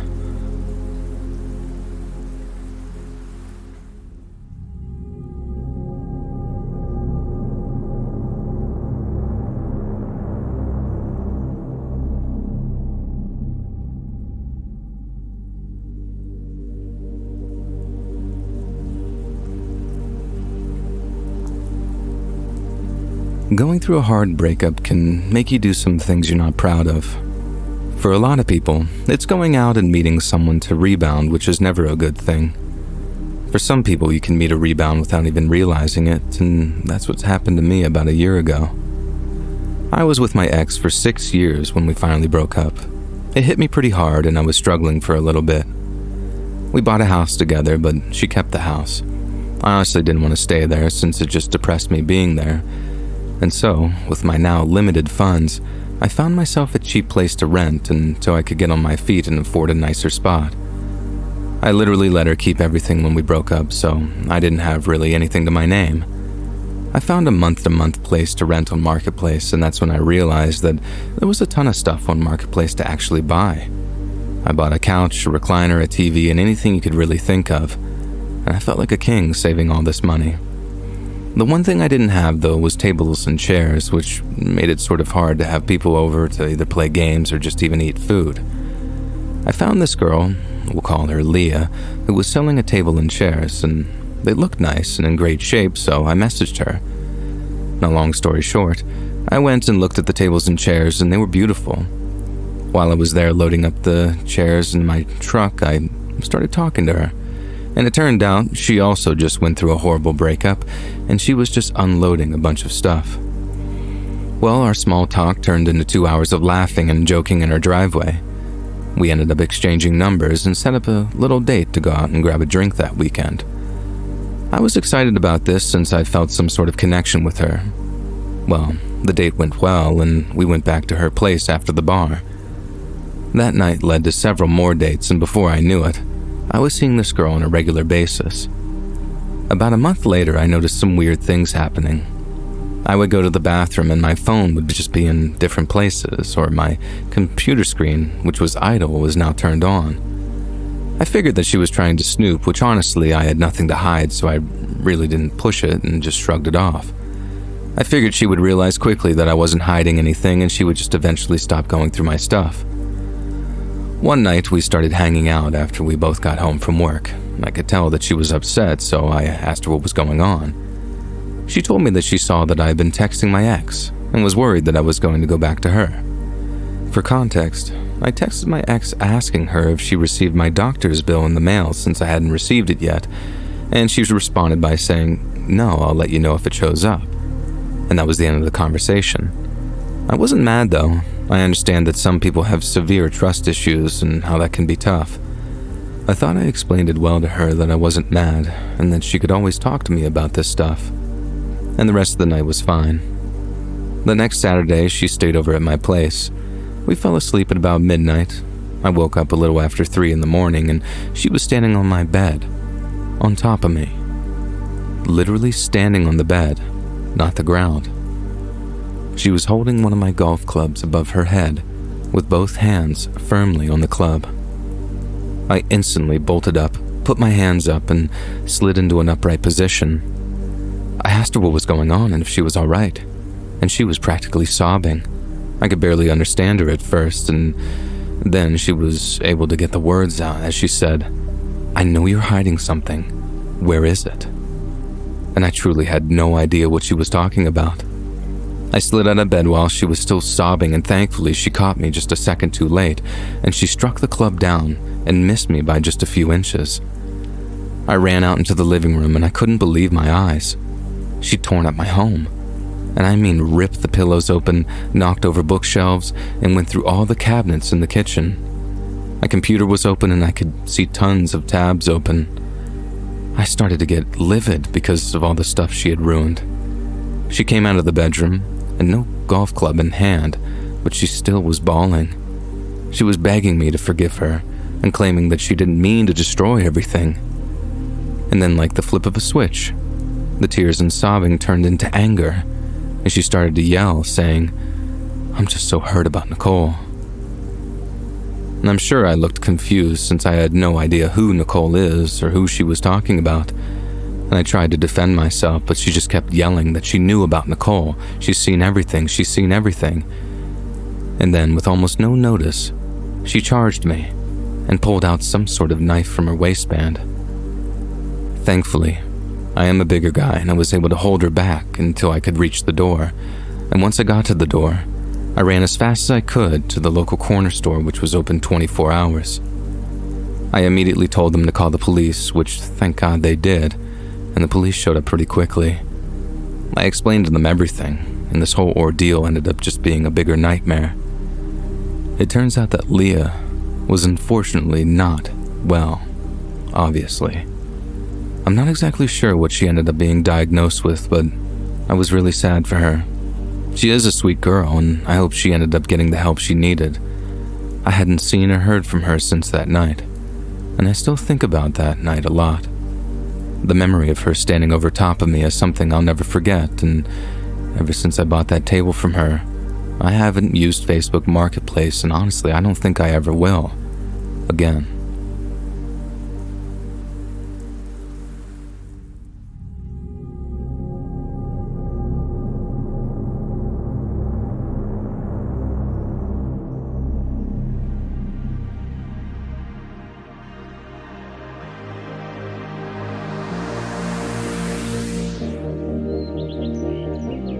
Hey friends, thanks for listening.